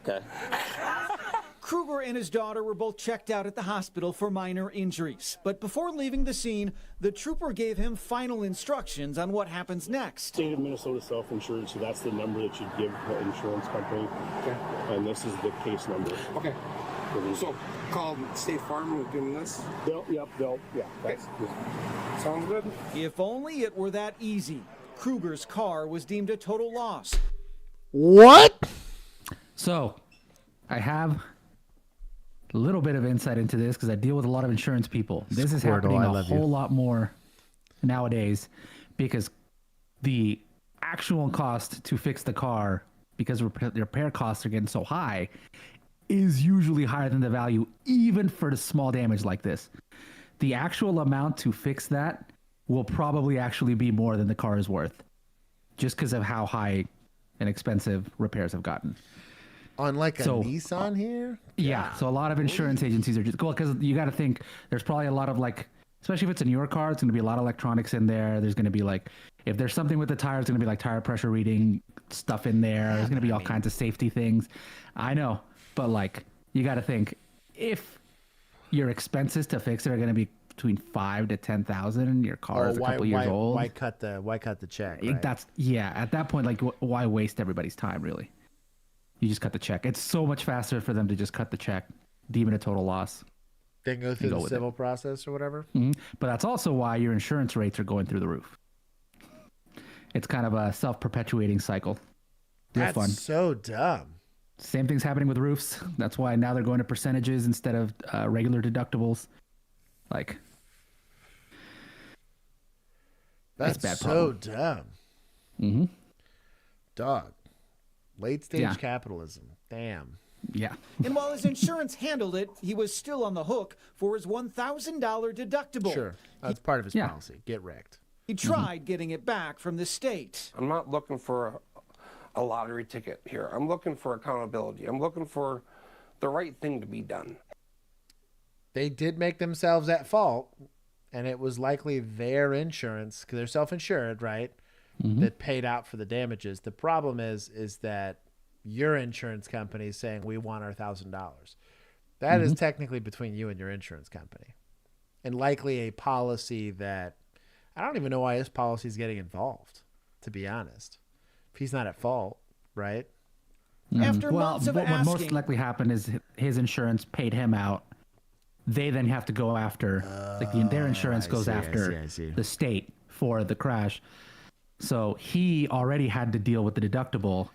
Now on the back end, when they're trying to get the money from the state, right? He's like, well, I want that money back because if you were at fault, why should I have to do this? But like typically your insurance is going to deal with it because it's faster. And then they swole tray dog that had done been popped out a long time ago. And even if it was like TPMS sensors or something like that, like all of that stuff's super easy. the state eventually sent this letter saying we are unable to consider your claim for payment. The reason? Immunity applies, meaning official immunity, a sort of shield from liability for government workers. I think that's a real shame. We showed the letter to attorney Alicia Granzi at the ACLU of Minnesota. It's very difficult to hold government agents accountable in any sphere. Official immunity and qualified immunity have been priorities for the ACLU in recent years as they try to limit the scope of how often the government uses it as a defense. Granzi says she's never seen it used to deny a deductible claim. We don't want to penalize necessarily government agents who make a mistake, but they should at least acknowledge the harm and try to make things right. We're at fault, likely paid. The deductibles between you and your insurance policy. That's my only beef with this. Is it's like it's your policy charging you money, not the state's not charging you. They'd even charge you to be at fault. They made the trooper at fault, which is the right thing. You know, that's dumb. Yeah, I think honestly, if they were suing for the medical bills, they might have a better argument. Oh, a ton. Yeah, way a way better argument. Right. Yeah. This is a rough one. I will say though, it's probably going to cost the city more to fight this than if they just written $1,000 check. That's if government be governmenting. Well, no, I'm saying literally in. So even if it doesn't go anywhere, I bet you the long term is what they don't want is the ACLU deciding, oh, we can go after all of it. They say no. You take a very hard line stance of we're not doing that. Well, we don't play that because they have to look at the long game, right? Department of Administration, which handles these issues, said it does not comment on the details of claims or litigation. The State Patrol is not talking either, but confirmed that new trooper who caused the crash left the force 2 weeks later. I knew you were behind us, but I didn't have time to say anything. Well, yeah, I feel bad for him, but just tell him not to let it get to him. Kruger says this is less about the trooper and more about the state dodging. He wants it to be about the state because he wants to sue the state, not the trooper, because that trooper is currently unemployed. Yeah, that trooper got no money. Dumb. You know what? I'm going to take it from... We're going to do society for insurance company. No, I don't want to make that on society. We're going to... I guess maybe admin. Yeah, let's do admin. If it's got bureaucracy involved, you make it admin. Yeah, it's a crappy situation. Dude's out of car or had to spend a bunch of money or whatever it is. I don't know. The whole thing's stupid. Hey. That is not how you wake people up. Hey. No, you got to smack them. She nice little truck. See any guns or anything? Yeah, look around. She'd walk up. I was speaking. Oh, blood. I think she came to visit someone here. Yes. My guess is they had a fight, and she was asked to leave, and she stayed there. She came from Jackson. Is that an Apple Watch? You take that is definitely an Apple Watch. Take the seatbelt off. Make sure you get the keys out of the car so they can't take off on you. Because they might be... This is a welfare check, but it's a welfare check you need to keep seeing security on. So get on the PA and scream. Yeah, Narcan is probably a good idea if they're unresponsive. Now, you might be Narcaning someone that's having a medical emergency. That also could be the case, but EMS will love you for that. I think yes, they will. Drug related than anything. Hey. Yeah, let's get their head up. Sternum rub would be the meta here, but try to get that head up. Them slunched over like that, they're gonna start struggling to breathe. Hello. There's some breathing. Hello? What are you on? Hello? What are you on? Sternum rub. What are you on? I'm on some bullshit. Come on. Oh. There we go. See, eyes opening. Take the keys. You're gonna get Narcan if you don't wake up. Like a Can you threat. Huh? If you don't wake up, I'm gonna save your life. Yeah, medical should be rolling already. What's going on with you? You got guns in any of these purses or anything? I don't know you. Why are you looking at me like that? I don't know you. Well, I don't know you. Okay. Actually, pretty smart on those draw bags. That is #1 place for a gun. Where are your car keys at? Or the car keys. In her backpack, probably. They're in your bag? You're just taking them off? Are you under the influence of fentanyl, heroin, or an opiate? Your eye twitching says otherwise. You're on something. What are you on? Are you just drunk? Huh? That's my purse. I don't know you. Other than marijuana? That's fair. That's my purse. I don't know you. Okay, so in the state of Florida, how it works is if you're sitting in the driver's seat and you're in actual physical control of a vehicle and you were intoxicated or under the influence of narcotics, you are committing a driving under the influence, correct? Which is a first-degree misdemeanor, right? Do we have operating? I would be curious to see if you did, but I think at the very least you have PI. Right? Okay. So much easier. Your keys are actually right there, right? Very easily accessible from where the seatbelt is to in the ignition, correct? You have 3 open containers in the car that I've seen. You got any drugs in this car? Do you mind if I search? Okay. Obtaining consent to search verbally from somebody who's clearly intoxicated?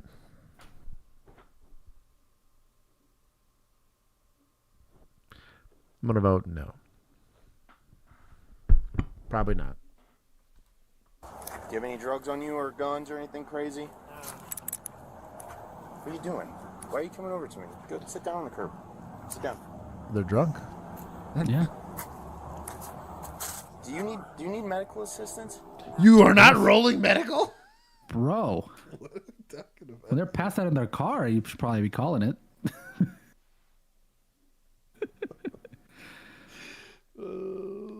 Maybe I don't go back.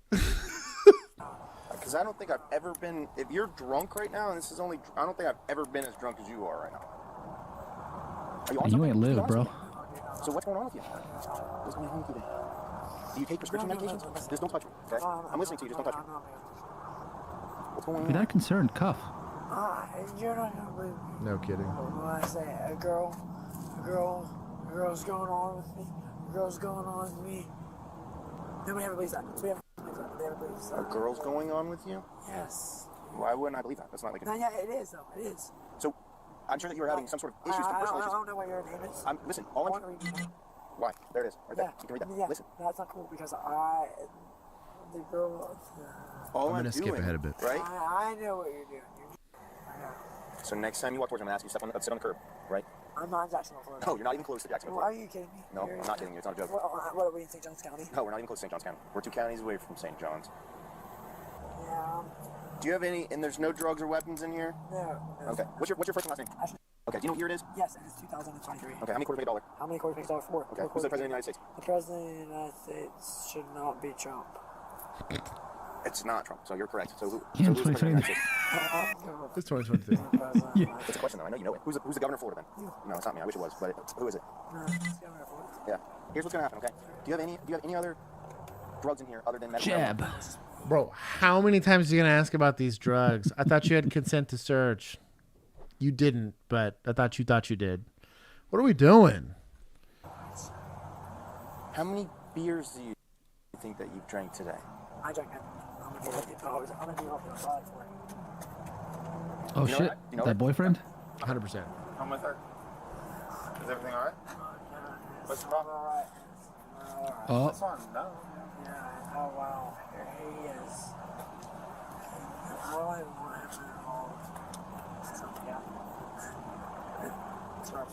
Who's he again? It's like my best friend. Who's this? Other best friend. I'm talking to him. Hold on. Hey, Ashley, get your hands off him. Domestic assault. Jailer. Oh my God. Could have been a PI. Could have been a PI 20 minutes ago. Whatever. Ashley. I'm trying to help you out, bro. Stop. Because she's not going nowhere. I don't know what the problem is. What's going on? She's not leaving. She's with us. She's staying at her friend's house. What's going on? Why do you and your what my problem is that I'm here. This is a criminal investigation, and then you and your buddy come over here. And now you're my criminal investigation. What is it for? Does it matter to you? It does. Who are you? Where's Ashley, backup? Please, It does who are not you? matter. I'm Don't touch Sean. me My either. name is Sean. Okay, so We're not here's even getting medical. You know for damn sure we're not getting backup. Yeah. the deal, Sean. What's the So, situation? are you a police officer, Sean? Do you work for the state attorney's office? Ashley, you need to go sit down, Ashley. Hey, Ashley, stop. Hey, Ashley, you gotta get out of his face. Hey, Ashley. Hey, Ashley. Sir. Because I'm telling you to get out of his face. Sir, you touched me. Go sit down. This is Come the over worst here. scene security I've seen in my Come here. life. Come over here. Well, no, I'm being a little too harsh, but it's pretty bad. No kiss. Jago. No, he's just his best Ashley, friend. Quit touching him. I can touch my friend. I can touch my friend. I mean, if he consents to the touching, I'm going to ask yes. you one more time, and I'm going to put you in handcuffs, and you're going to go to jail for resisting without violence. Dumb. Was she resisting? You articulated an offense? Sir? You should Whatever. definitely go back, Josh. Yeah, dog. Sit down Maybe now. I don't. Are you really gonna do that? Yep, you're under arrest. For resisting without violence. Whatever that means. I understand both sides, but listen. No, I told you. You got to chill out. No, we've been doing this. No. And that's why she's sitting in a car. She's under arrest. We're going to do a DUI investigation, too. She's not driving. You gonna uncuff her for your SFSDs? Maybe Josh doesn't go back. Every time I watch something like this, it kills me a little bit. Like, what are we doing, dog? Go away. Go away. No, that's my friend. You got me up. Hey, I'm going to ask you to step back. No, I'm not. Okay, you're about to go to jail. You're not asking him to step back. You're telling him to step back. He can't go to jail if you asked him and he refused. The lawful command, not request. Either you step away from me and quit blocking me to my car, or you're going to jail. Step back. Dude, I'm not playing. Do I look like I'm playing? You need to quit getting in my face. Do I look Right? like I'm playing? Ashley, You're really you're tainting your body. That's actively resisting. Stop. You're under arrest. Stop. Lean up against the car. Just stop. Do you have anything on you? You're really interested, dude. Seriously. You're really Stop. Turn around. Turn around. Turn around. Hold on, I'm asking. He does not need a second officer or a third. Back up. Nah. Ashley, close. Lisa. That made my day. I agree. Damn it, this is police. I thought for a whole second this was going to be deputized. These are What my is people. Port Orange here? Sleeping in her car intoxicated with multiple open That's what you guys. Okay. Goodbye, guys. Turn around. Oh, yeah. This is what I do. I drive around. Cool. Do you have anything in your pockets? Right, you have any shoes? Get anything in your bandana? Why are you asking? Chill out. Chill out. Chill out. You're searching. My shoes. Stop. Get in the car. Get in the car. Stop. Have I been rude to you at all? Yes. No. Yes. I have not. She hit him with the yes. We're suspects. Based. Give her some points. Let's go. She said straight up yes. That's for the moxie. I've been nice to you. Nancy, just listen. I'm going to jail. I'm going to jail, dude. I don't know, dude. It's not my Don't go in that car. Don't go in that car. That's my car. You guys need to back up. Back up, please. I don't know you. Dude, I'm going. He's coming here to help me complete a DUI investigation. I tell her multiple times. Listen. Do you want to talk to me, or do you want to just talk over me? If you get drunk, would you rather stay at his house? Okay. They're like this, right? I really don't think he's got a DUI, to be honest. She get hammered and get to this parking space. You got PI all day long. I really do. She's close enough to her car that she could decide to drive it. She's crazy intoxicated with two men that are just showing up trying to do something. Likely not going to be able to consent to whatever's going on. Is struggling to know and orient herself. All day long, you got PI.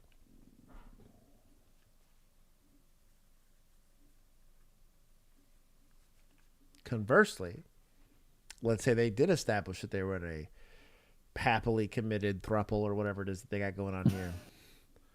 You don't have PI because their residence is 100 feet away. Walk her in there and be done with it. Go ahead and clear this invest to 6. Found person in custody. Got everybody identified. Deuces. What are we doing here? Hey, if you guys want to be police officers, you guys, I don't want to be a police officer. Go ahead and Google Florida State statute for DUI. Read the entire statute, dog. Okay. Oh, man, this ain't Jacksonville. Actually. Look, oh, man. What is that? That's not a water. Open container. Okay, we got open container, PI. Right? It's crazy, guys. That's Modelo. Shout out. But Good I'm taste. doing unlawful stuff, right? Yeah. You guys can come here. The person is driving or in actual physical control of a vehicle within the state, and the person is under the influence of alcoholic beverages, chemical substances, substance control, blah, blah, blah, blah, blah. So we need what actual control is. Mm-hmm. Let's find that out here. And whether or not it was required to be on a public roadway. Mm-hmm. What? Dude, yeah, I'm sitting here. They keep walking up. I'm sorry for people feeling threatened. Make them leave. I get why you guys are over here, but the problem is So you guys. we are search incident to arrest on resisting. Can a they don't define DV it charge?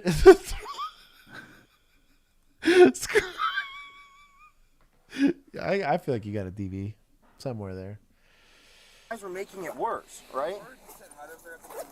To come over there. He's engaging with them because they're stupid. That's the easiest answer I have. And I don't know why she came to her truck, somebody sat in her truck for a minute or whatever, and I don't know how y'all came up on her or whatever, We were just right over there, just hanging out at the pool. Her phone's on him. Her phone's on him. No. You gotta understand his perspective. He's here by himself. He's got 3 people to deal with. I can see how it looks for sure. What are you hitting your head on? Okay, here we go. So to have actual physical control of a vehicle in Florida, specifically, driver must be physically in or on the vehicle and have the capability to operate the vehicle, regardless of whether he is actually operating the vehicle at the time. Okay. So, well, that counts. So if the keys were there, yeah, and she's in the this vehicle, counts. okay, then you got it. But all right, then shout out Florida. Have we established that she's drunk? Are we No, medical we haven't professionals? established that she's right. Much of anything other than And in a patrol car. Probably DUI. 100%. I believe this lady's intoxicated. Does meet the elements of the offense, except for we got to prove that she is drunk. That requires a standard field sobriety test that we have not conducted, but we're doing search incident to arrest prior to establishing that. Well, because she resisted. Didn't even resist a search. Hey, he called it resisting. That's what she's in cuffs for right now. She's not in cuffs for DUI. She's That's in what cuffs I for mean. resisting. That's what I mean. That's my beef with the whole thing. It's all very wishy-washy. So technically, she didn't consent to the search, right? Got arrested for resisting, and then you found the open container on the search incident. So can you use that open container as evidence in your warrant? So can you use it? So if he plain viewed it, because he did mention it earlier, that he saw 3 open containers while he was like moving her backpacks around. Right. On the welfare, I think he's good. And if he plain views it on the welfare, I have no problem with it. Right? And my issue even with the consent on the search is if your assertion is she is not sober enough to drive, she's also not going to be sober enough to consent to, like, let's say boyfriend or whatever tries to engage in something. Technically, she's not sober. She is incapable of consent. Now, if both of y'all are drunk, that's one thing, but like in a much more complicated situation. But if she can't consent due to her condition to stuff like that, can she consent to search? Or do we kick that out right out of the get-go, right? Now, if she's incapacitated, there's this thing that's called implied consent. Totally get that all the way, right? She's knocked out. We're doing a welfare check, and while we're in there trying to save her life, I see the drunk thing. I kind of put 1 and 2 together. The car's still running, whatever. Sure. I don't know. I have some issues. You were like banging the door. No. It's a very messy investigation. Are you all right back here? Oh, dude, I'm fine. Okay. All right, I'll just check on it. I like your name. To wink. I'm going to ask her if she's cool with you taking her stuff down. All right, you will do that. Why are we opening the door? Are you good with Jeremy taking your stuff so it doesn't?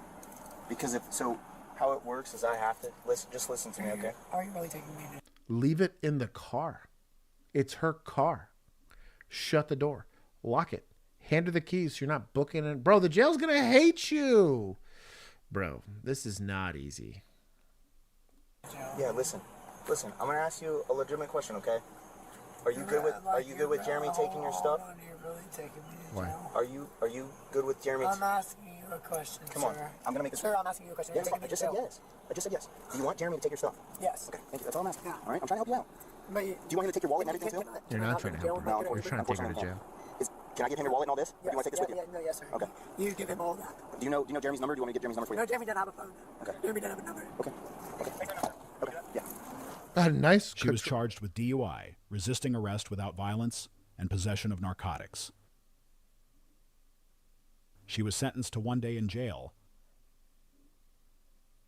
Thanks for watching. I wonder how many of those got kicked. I feel like the possession got kicked, especially if they're going off of consent to search, given the nature of it. I have no universe where that DWI takes. Just you never did SFSTs. Maybe they did a warrant for the blood. I don't know, dog. That was a pretty piss poor investigation. Especially because you're having to go with what was readily able to be in operation of the vehicle, right? Keys were there, whatever. I don't know, dog. I have issue. It's just a messy. Do PI and call it a day. Mm-hmm. Right? I don't like it when you're stretching the articulation. Again, it's that first inch of stepping into the gray that potentially landslides you into doing completely unlawful stuff, right? That's why I am maybe this makes me weird. Maybe this puts me on the minority of law enforcement. I do not like pushing my authority whatsoever. If I don't have like a rock solid thing, I kick them, let them go. Because what I don't want is this guy decides to go make something of it, and I got to go use force because I'm the agent of the state. And what am I really fighting this guy over? To have to kill this person over it, right? What are we doing? I don't know. It matters. That's why I bring this stuff up. Incapable of driving or consenting. Yep. Yet in America, I'm Canadian. She's capable of waiving her rights. Right. That's kind of my issue with trying to say any of that stuff. And it doesn't mean she's not guilty. I believe entirely that she's, but it's how you get there. It's code and criminal procedure. How you get there is incredibly important. Because if not, you get weird stuff like asset forfeiture. You get weird stuff like you start getting into those weird areas where you start to betray public trust. And when you betray public trust, they start smoking cops for no good reason because they see you as tyrants, and they got plenty of examples of where that's the case. They don't trust you. The whole thing, right.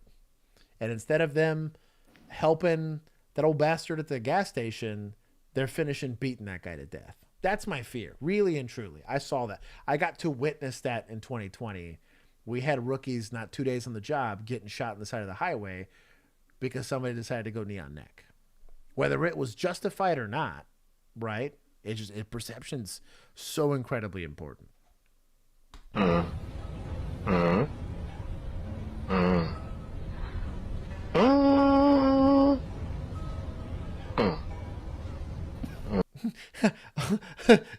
Josh be like, you get PI. Like, truly, it's so easy. Low-hanging fruit. Well, because really the issue is it doesn't affect their lives very much, and it solves the problem. I don't have to worry about boyfriend victimizing her because she can't take care of her. It's just like the NED, right? On an emergency detention, I'm feeling like I want to control-alt-delete. Well, that's not illegal. Here, do it. Well, now I look like a douchebag, right? Or hear me out. We do the You're a problem solver. Yeah, let's make sure at the very minimum that I'm minimizing the liability both in society and on the city. Take them to the hospital, man. Exercise a little bit of authority there and be like, hey, I made sure peace was kept. That's kind of the job. I think so many people are on this like letter of the law bullshit that if they can articulate it, they swing for the fences. And I'm like, no, dog, like you're doing this. Even if they can't articulate it, that's the bigger problem too, is a lot of these, they don't articulate shit. And the reason why, and I'm glad Michael actually brings this up, the reason why I liked PI, I ran into so many intoxicated people that weren't a problem. And so guess what? Cool. You're not driving a car. You're just walking on the sidewalk and you're hammered. If I arrested every single person that was intoxicated, that's all I would have done. I'd have never worked a domestic in my life, right? It's when somebody was, now I have to deal with you. I have to do something. I can't just leave, right? Like stuff's getting weird. Maybe you can get into your car. Maybe you don't. If I have an uncertain set of criteria, but I know I have a drunk person and they're in public and I can prove they're a danger to themselves, every time they win. I did something, and if something happened out of that, it's not on me because I leverage some law enforcement authority here, right? Versus trying to swing, and then literally it's a ticket. They get out. They don't even fail a background check for that. It's a Class C misdemeanor that they went immediate. On their record, it shows up just like a speeding ticket would. A DWI, a suspended license, and all this other. It's a Class B misdemeanor. That's gonna show up in your CCHs and stuff like that. Like I don't know. It just, I tried to charge them with the least amount of offense that I thought was appropriate that could create the quickest and most efficient piece. I'm a spirit of the law kind of guy. I'm unique in that, and I get that. Same thing. I saw it with drugs. I saw some kid with half a roach. I'm not booking him into county for half a roach, okay? Could I? Sure, I can figure it out. This guy's got a Draco, just got done beating up his girlfriend, and he's got, a little bit of, shake in his grinder. Sure, we'll take him on that, right? That's a whole different ballgame. That's kind of my beef with it. The amount of times I watch people go to jail for shake, that I was like, dog, there's not enough THC in that. They actually paid to test that. That's BS. And that's a marijuana charge. Again, gonna ruin background checks, gonna be ruin their lives. Protect the people from themselves. I like how I get the tyrant label, and I'm over here trying to make it easier on people.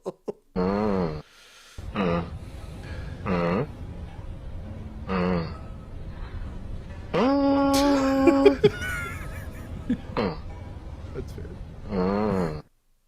Shout out to the Street Prophet. That's kind of funny. What was it? Did I take points? I took points for municipals. It wasn't illegal, but I had beef. I guess that would be this one. I'll do media on this one. Yeah. That's kind of funny. I'll allow it. For the memes.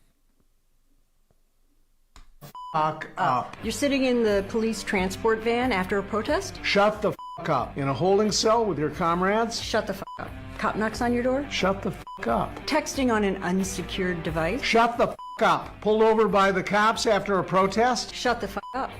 Cop just asking about your day? Shut the fuck up. Feds, call your mom? Tell your mother to shut the fuck up. Now, repeat after me. When the cops come calling, what do you do? Shut the fuck up! National Lawyers Guild. Yeah. I mean, yeah. I have no arguments here. Because really, like, in a criminal investigation, unless it was like a domestic where those tend to be in the gray anyways, I didn't need you to tell me anything. I was going to be able to find the evidence. I was going to develop my reasonable suspicion, do a little bit of fact finding, and find my probable cause. I don't need your help. You can make it easier. Like Harley did. Yeah. You can always make it easier, but a good cop doesn't need your help. We have our own PG version of this PSA. Exactly. Stop talking. There it is. There it is. What is this? What the fuck? Are you? Sweep the leg. Where's the... Sweep the leg. Hit her with a boop. Mm-hmm. I hope you got that, Lord. You got it. I got it. I got Is he laughing? Son, bogus as hell. What type of time you on, son? What the fuck? Are you? This is a cigarette. I just realized this was like a Swisher Sweet. He's holding, like, where's my phone? In his hand, He's like holding his phone like this, and he's got like a Swisher Sweet, like based. Bro, I'm here for it, dog. That's points to media. I was gonna say. Oh my god. I'm here for it, dog. That's hilarious. Ooh. I'll allow admin to get it. We need a sergeant's category here, but I'll give Big Sarge some points back. That's pretty top. That's top tier. Bad boys, what you gonna do? Or what you gonna do when they come for you? Bad boys, what you gonna do? Or what you gonna do when they come for you? When you were 8 and you had bad traits, you go to school and learn the golden rule. So why are you bad boys, what you gonna do? Or what you gonna do when they come for you? Bad boys. I'm gonna mute that. Can't find his cuffs. There you go.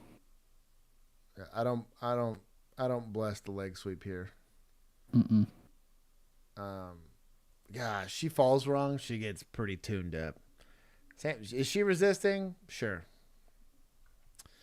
Are you taking forever to cuff her? Yep. Yeah.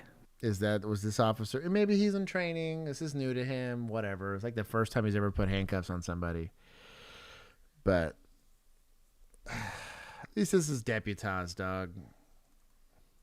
Wait, no, this is Las Vegas Metro, isn't it? Oh, no. Yeah, they got the brown uniforms.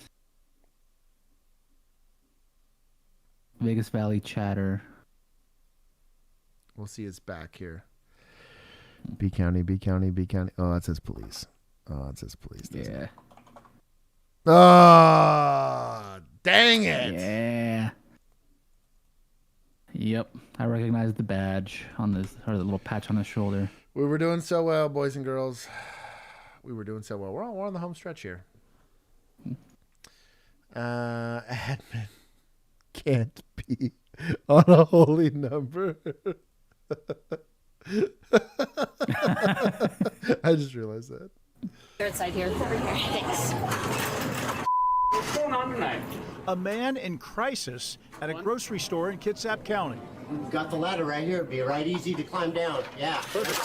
Sheriff's deputies responding to this call in April of last year couldn't convince him to come down from a cabinet. We're not. Problem solved. Self-pit. I am shocked that cabinet held him up. When deputies pounced on the fallen man, that this turns into something more than a routine call. Oh my God, what was that? Sig P320? 3 body cameras rolled as the sound of a gunshot rang out. What just happened? I have no idea. Somebody's gun went off. Does he have a gun on him? We're all holstered. Well, are you holstered? Dog. What was it that they said the other day? It ends today. What a bad time. What a bad time. I'm saying I don't know if it went off in a holster. None of the deputies had touched their weapons. Later, one of them realizes it was her gun that fired. Okay, that's an empty shell. That came out of your gun? That just came out of my gun. Free advice from somebody that's done a criminal investigation or two. You think something sus went down? Don't touch anything. Stop it.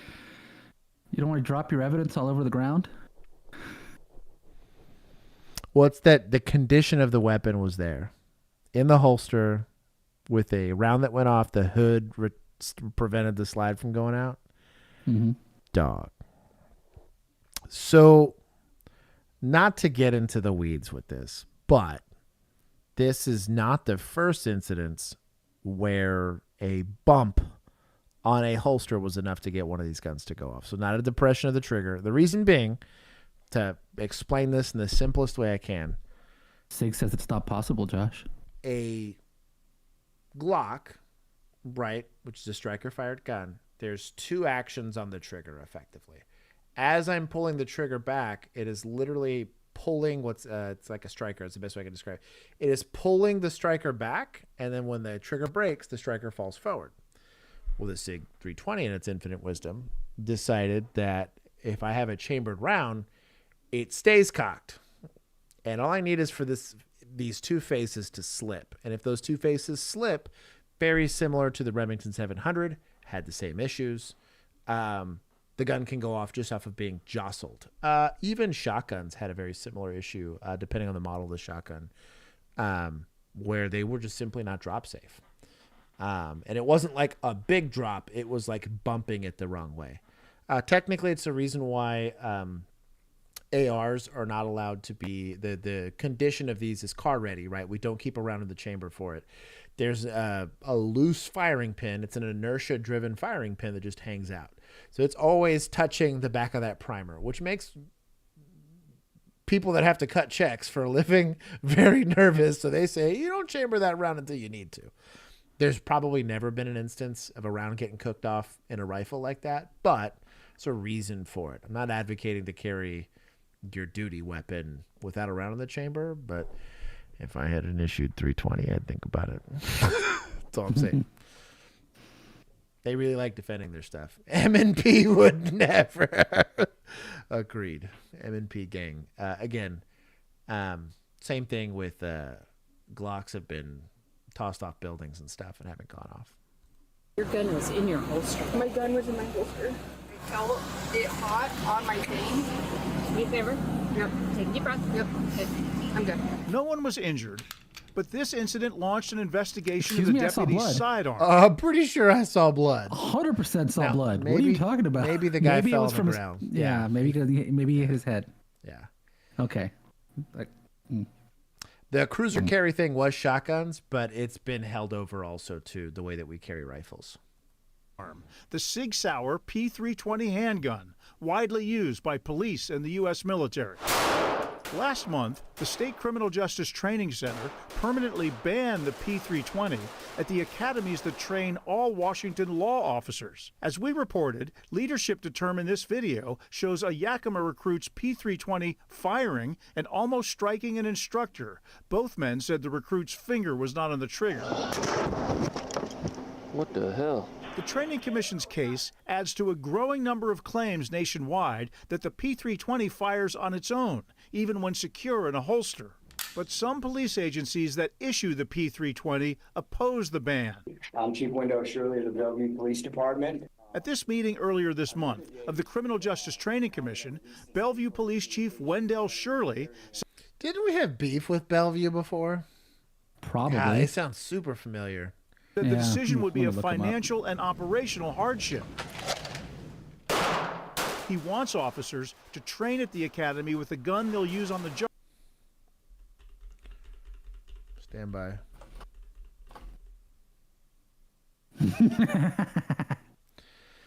I'm not saying somebody unchambered around they weren't supposed to, but they did.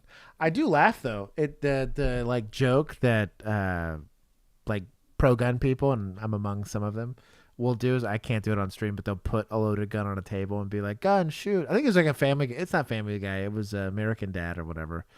Kill people. Like yells at the gun. You're 320. Fuck around and find out. Use on the job. And would ask the commission to consider placing a temporary pause on this directive to allow for a more thorough discussion about the budget and the impact. If you're learning, Make sure you ask my cousin who works at SIG and got us this contract. Right. Something else too, as far as training is concerned, pistol fundamentals pretty much go from one to the next. I can shoot a Glock better than most people that carry Glocks can shoot a Glock because I can shoot a pistol better than they can, even though I carry 1911. Bellevue police declined repeated interview requests from King 5, but in emails obtained through public records, the department's firearms expert called the ban outrageous and said Academy leaders haven't listened to a word we've said. A lieutenant wrote, "We have made the decision and stand by our choice of the SIG P320, and SIG has proved it cannot fire without a trigger pull." We've investigated ourselves and found no wrongdoing.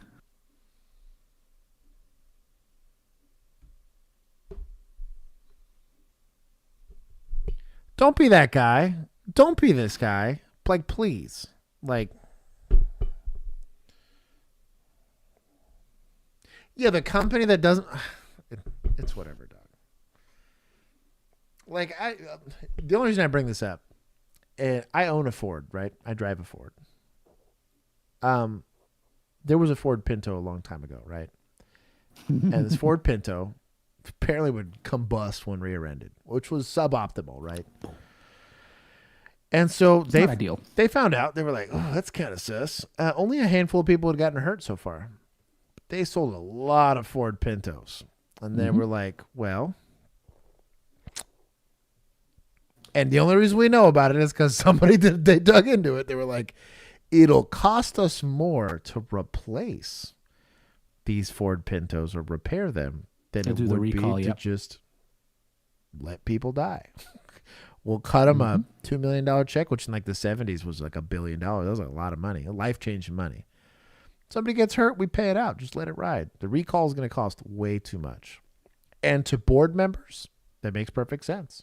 Because to them, it's money on a page, right? Dog. All I'm saying is the precedence is there that a company will somehow find that they're totally safe and take a stance that's going to be fiscally beneficial more than it's going to be safety. And sure, there's protocols put in place with that and but like, think about food in America. Think about a lot of other things that affect everyone, not just people that carry guns or people that drive cars. You're talking. I'm thinking about Mario's brother a little bit. All I'm saying is, like, before you start hardlining stances like this, and the reason I bring this up is people are depending on you to make good decisions with equipment, with officers, with all of this stuff, and they're depending on you to do stuff that's going to keep them safe. That could have easily led to someone dying. It's not like Glocks are expensive. Buy used ones. Who cares? They're going to work. But maybe we like err on the side of caution. These are coming from the same losers that like won't allow weapon-mounted lights because somebody might point them in the wrong direction. Might. Maybe. But we're going to like, I don't know, Doc. It's whatever. I'm upset. Police in Kirkland also opposed the ban, writing, "We are shocked by the Training Commission's action. We don't believe the data supports this decision." I felt something like hot on my leg when that sound went off. Indeed, there are cases where the gun appears blameless. Self-check. During the Kitsap Sheriff's probe, investigators noticed this on the body cam video. The deputy's handcuffs loose in her duty belt, likely from the struggle. This photo shows how a handcuff strand could have entered the holster, which they say was responsible for pulling the trigger. What proof do they have of that? Or is this the data? So you mean to tell me you're issuing unsafe holsters? Are you going to change the holsters for either her cuffs or for, because like, I can't show it on stream, but I can at least show my holster. That's perfectly safe. And this is just my everyday carry holster. This is a non-retention thing. Right? This is passive retention. In no universe would you get anywhere near this trigger. Like, in no universe. I'd have to use like a super thin pick and get it in there. And even then, I happen to carry a gun that has a thumb safety that would prevent that from happening either. But like, what? Miss me with that. It wasn't the gun. The gun went off because the trigger was pulled. So are they going to allege the faulty equipment? Are they going after a lawsuit? That could have hurt one of their officers. Are they going after the holster company? Mm-hmm. Or the handcuff company? I think not. This pisses me off. This is starting to make me mad. Rearm our whole sheriff's department. Because If there's a condition where it can go off in the holster, you should. Like, what? Oh, I'm trying not to get upset. They found something. because there's a malfunctioning firearm out there. Nevertheless, 4 days after our original story aired, Kitsap County Commissioners approved up to $400,000. That will pay for more than 200 new model firearms and training for all officers. We want our deputies to have a safe, dependable weapon. You have to recertify everybody on a new handgun, right? Yeah, because they just have to go and redo the qual with that newer firearm is really all it is. Because like your issued duty weapon, there's going to be serial numbers and all that stuff attached, so they're going to have to go through and do it, but it'll be done in phases. Play out too, and then on King 5 News. Even though the P320 was not blamed here, Kitsap County says deputies shouldn't have one more thing to worry about in a job that's already full of danger. I mean, obviously, there's plenty of case study here that says it's a defective firearm. Frankly, we need to get it off our deputies' hips. Let's say that's a big enough gap, right? Mm-hmm. Which we got a good look at this now. This is a alien gear holster. Are they doing fitment issue deals? Like, why aren't they addressing? If they were truly doing research and data, and they went through this whole finagled deal where they said, well, if her handcuffs off, it could go in there and booger her. I'm not saying it couldn't happen, but like to think you would care enough if you were legitimately doing a study and data, like, I don't know. We've left several messages, but Sig Sauer has never responded to our questions about... God, and they won't. Dumb. Where's we'll leave this on admin here. We'll take it off the holy number. Stupid. Wait, no, they did replace him. I'm saying that it's even being fought and argued with. Oh, okay, yeah, somebody's. They did replace yeah, him. you know what? It was that stupid chief that was right telling him nah. Last couple. See how good that salt did on this bridge. Oh shit! Oh shit! Oh shit! I'm hanging on to it. No, I ain't. Oh, I got it. Oh, I saved it. Ah, damn it, boy! I can drive. Woo! That's incredible. This is Deputas for sure. That was pretty impressive. He's probably going a little too fast for conditions, but I'll give him points for saving it. How good that salt did on this bridge. Oh shit! Oh shit! Oh shit! I'm hanging on to it. No, I ain't. Oh, I got it. That grass saved his life. Safariland has made the 7Ts to migrate the gap in the holster. Yep. The most latest, I just bought a Safariland holster. And for that reason, for that rationale, to completely cover up any snowflake's chance in hell that something touches my trigger. But on top of that, shout out to you boys out there trying to carry 1911s. Frame mounted safeties would also save from that. Also, Berettas had frame mounted, the slide mounted safeties, but still, you could, if your fear is these things going off because something's getting in the trigger or something like that, frame mounted safeties or slide mounted safeties save you any of those issues. Also, shout out to like the third gen MMPs, or they weren't MMPs back then; they were just called Smith & Wessons. Last two. There was a bizarre sight on an 8th night of protests in Turkey. Among the demonstrators on the street in Antalya, Pikachu, what a legend. the Pokemon character, was spotted running from Turkish police along with dozens of others. Thousands have already been arrested in the week-long protests to voice their opposition to the arrest of Istanbul Mayor Ekrem İmamoğlu. What a wild deal. I guess points to society or suspects. Society. They weren't suspects yet. We don't know that Pikachu was committing any crimes. It is Turkey, so there's probably some sus stuff going on. Yeah. I don't think what they would consider suspect behavior is legitimate.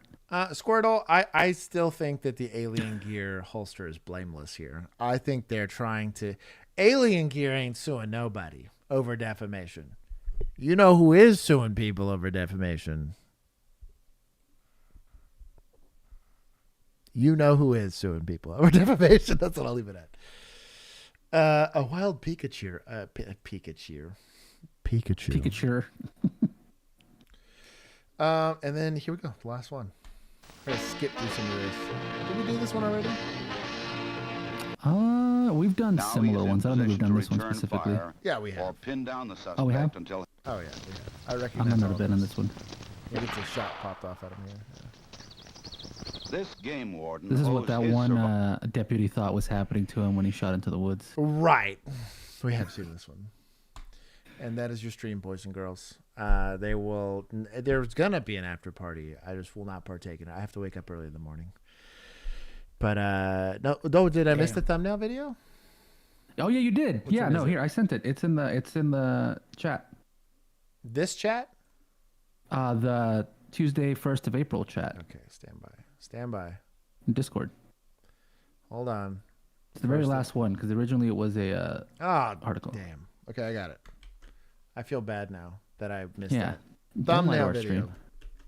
We are not clickbait. All right, we're following a developing story now out of New Jersey. A police chief there accused of harassment by 5 officers who worked under him. Their allegations disturbing and disgusting. Fox 8 Stephanie Bertini is live in North Bergen with more. Steph?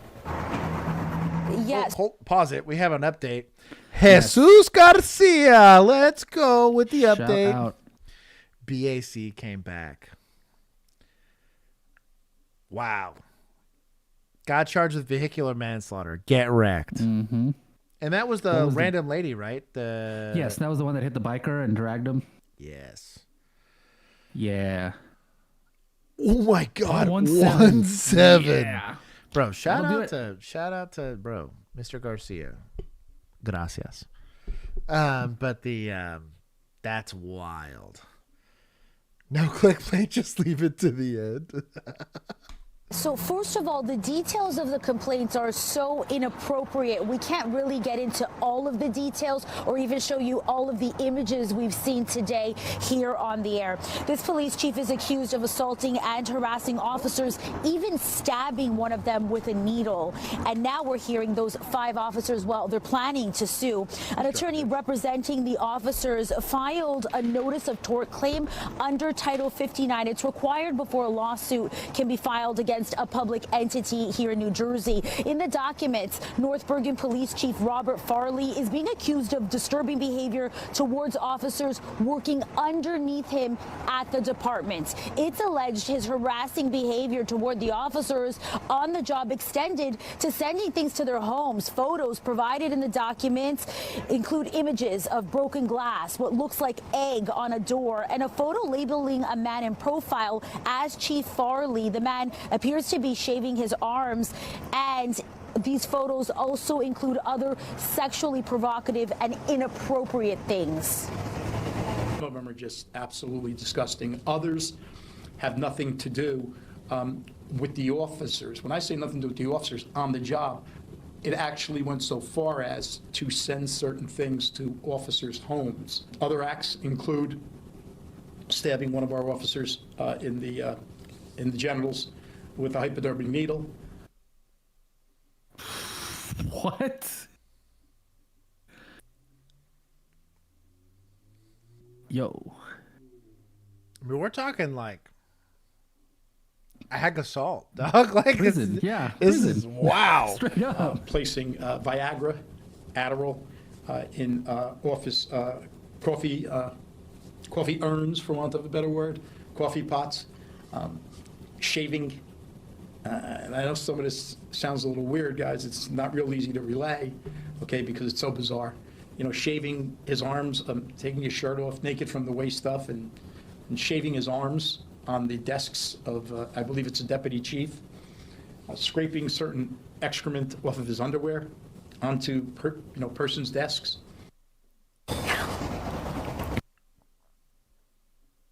The first like 2 should have gotten him canned. Mm-hmm. Like, no question. So I have the article pulled up because it has the stuff that he won't say on TV. Ready. So We start. The list of complaints ranges from a pattern of ongoing pranks like putting ink on door handles, setting off car alarms, and leaving crumbs on cops' desks, to much more serious allegations of using racial slurs, spiking the office coffee pot with Viagra and Adderall, and sending sex toys to officers' homes. He also tried to retaliate against an officer who attempted to report him to the Attorney General. Yeah. And he earns $228,000 a year for this. Any one of them should have gotten him canned. Especially that salary. That's way too much. Right. Kind of the more concerning ones, like putting medication. If you're on blood thinners and someone hits you with Viagra. It says Chris Farley. Oh, so here's a quote from the notice from one of the officers. It said, Chief Farley chases me around his office. After cornering me in the filing area with no further room for retreat, he sticks a hypodermic needle through my jeans into the tip of my penis. I'd have shot him. Yeah. I mean, justified. Yep. It'd have been weird. Feces on the floor. Darren said he was getting his coffee from a K-cup machine because he did not feel like it was safe to drink from the coffee pot anymore. He said on several occasions he pulled his pants down and defecated on the floor in front of his entire office staff. He also would leave poop around, hoping for somebody to step on it. Also clogged the toilet with paper and was pooping in the trash cans instead of like the offices. Bro, this guy needs to go work in what was that department that hired San Antonio? Oh gosh, somewhere in South Texas. It's somewhere in South Texas. Crazy. Yeah, I'm with Emu on this one. He probably has a wife, maybe kids. That's somebody's. Wow. That's Patrick Toscano, the attorney representing the 5 officers. We reached out to North Bergen Township. Leaders in a statement said, as per state law, North Bergen referred these allegations to the Hudson County Prosecutor's Office for review as soon as we became aware of them. And we understand that they were subsequently sent to the New Jersey State Attorney General's Office. The township will respect the outcome of that investigation. And at this point, none of these allegations have been proven to be true. Now, the police chief was appointed last year, and according to township leaders, well, they say he made a lot of changes in the department, we're told, including clamping down on overtime extensively. And in a quote, that spokesperson also said it's highly suspicious that these allegations have only come to light after Chief Farley instituted these reforms. These allegations would have documentation. There are pictures in the article that I just shared. Lots of pictures. Did you share it in the... Yeah, they had to censor the poop, obviously. But yeah, I just shared it in the chat. I'm looking forward to this Discord look. If you'd like to see what we're sharing and when we're sharing it, go ahead and check it. I shared it in our stream chat. Oh. I'll share it in the other one, too. Because I got link... permission. Florida police chief. Hold on. What are you talking about? I don't see the video you're talking about. Did he DM it to you?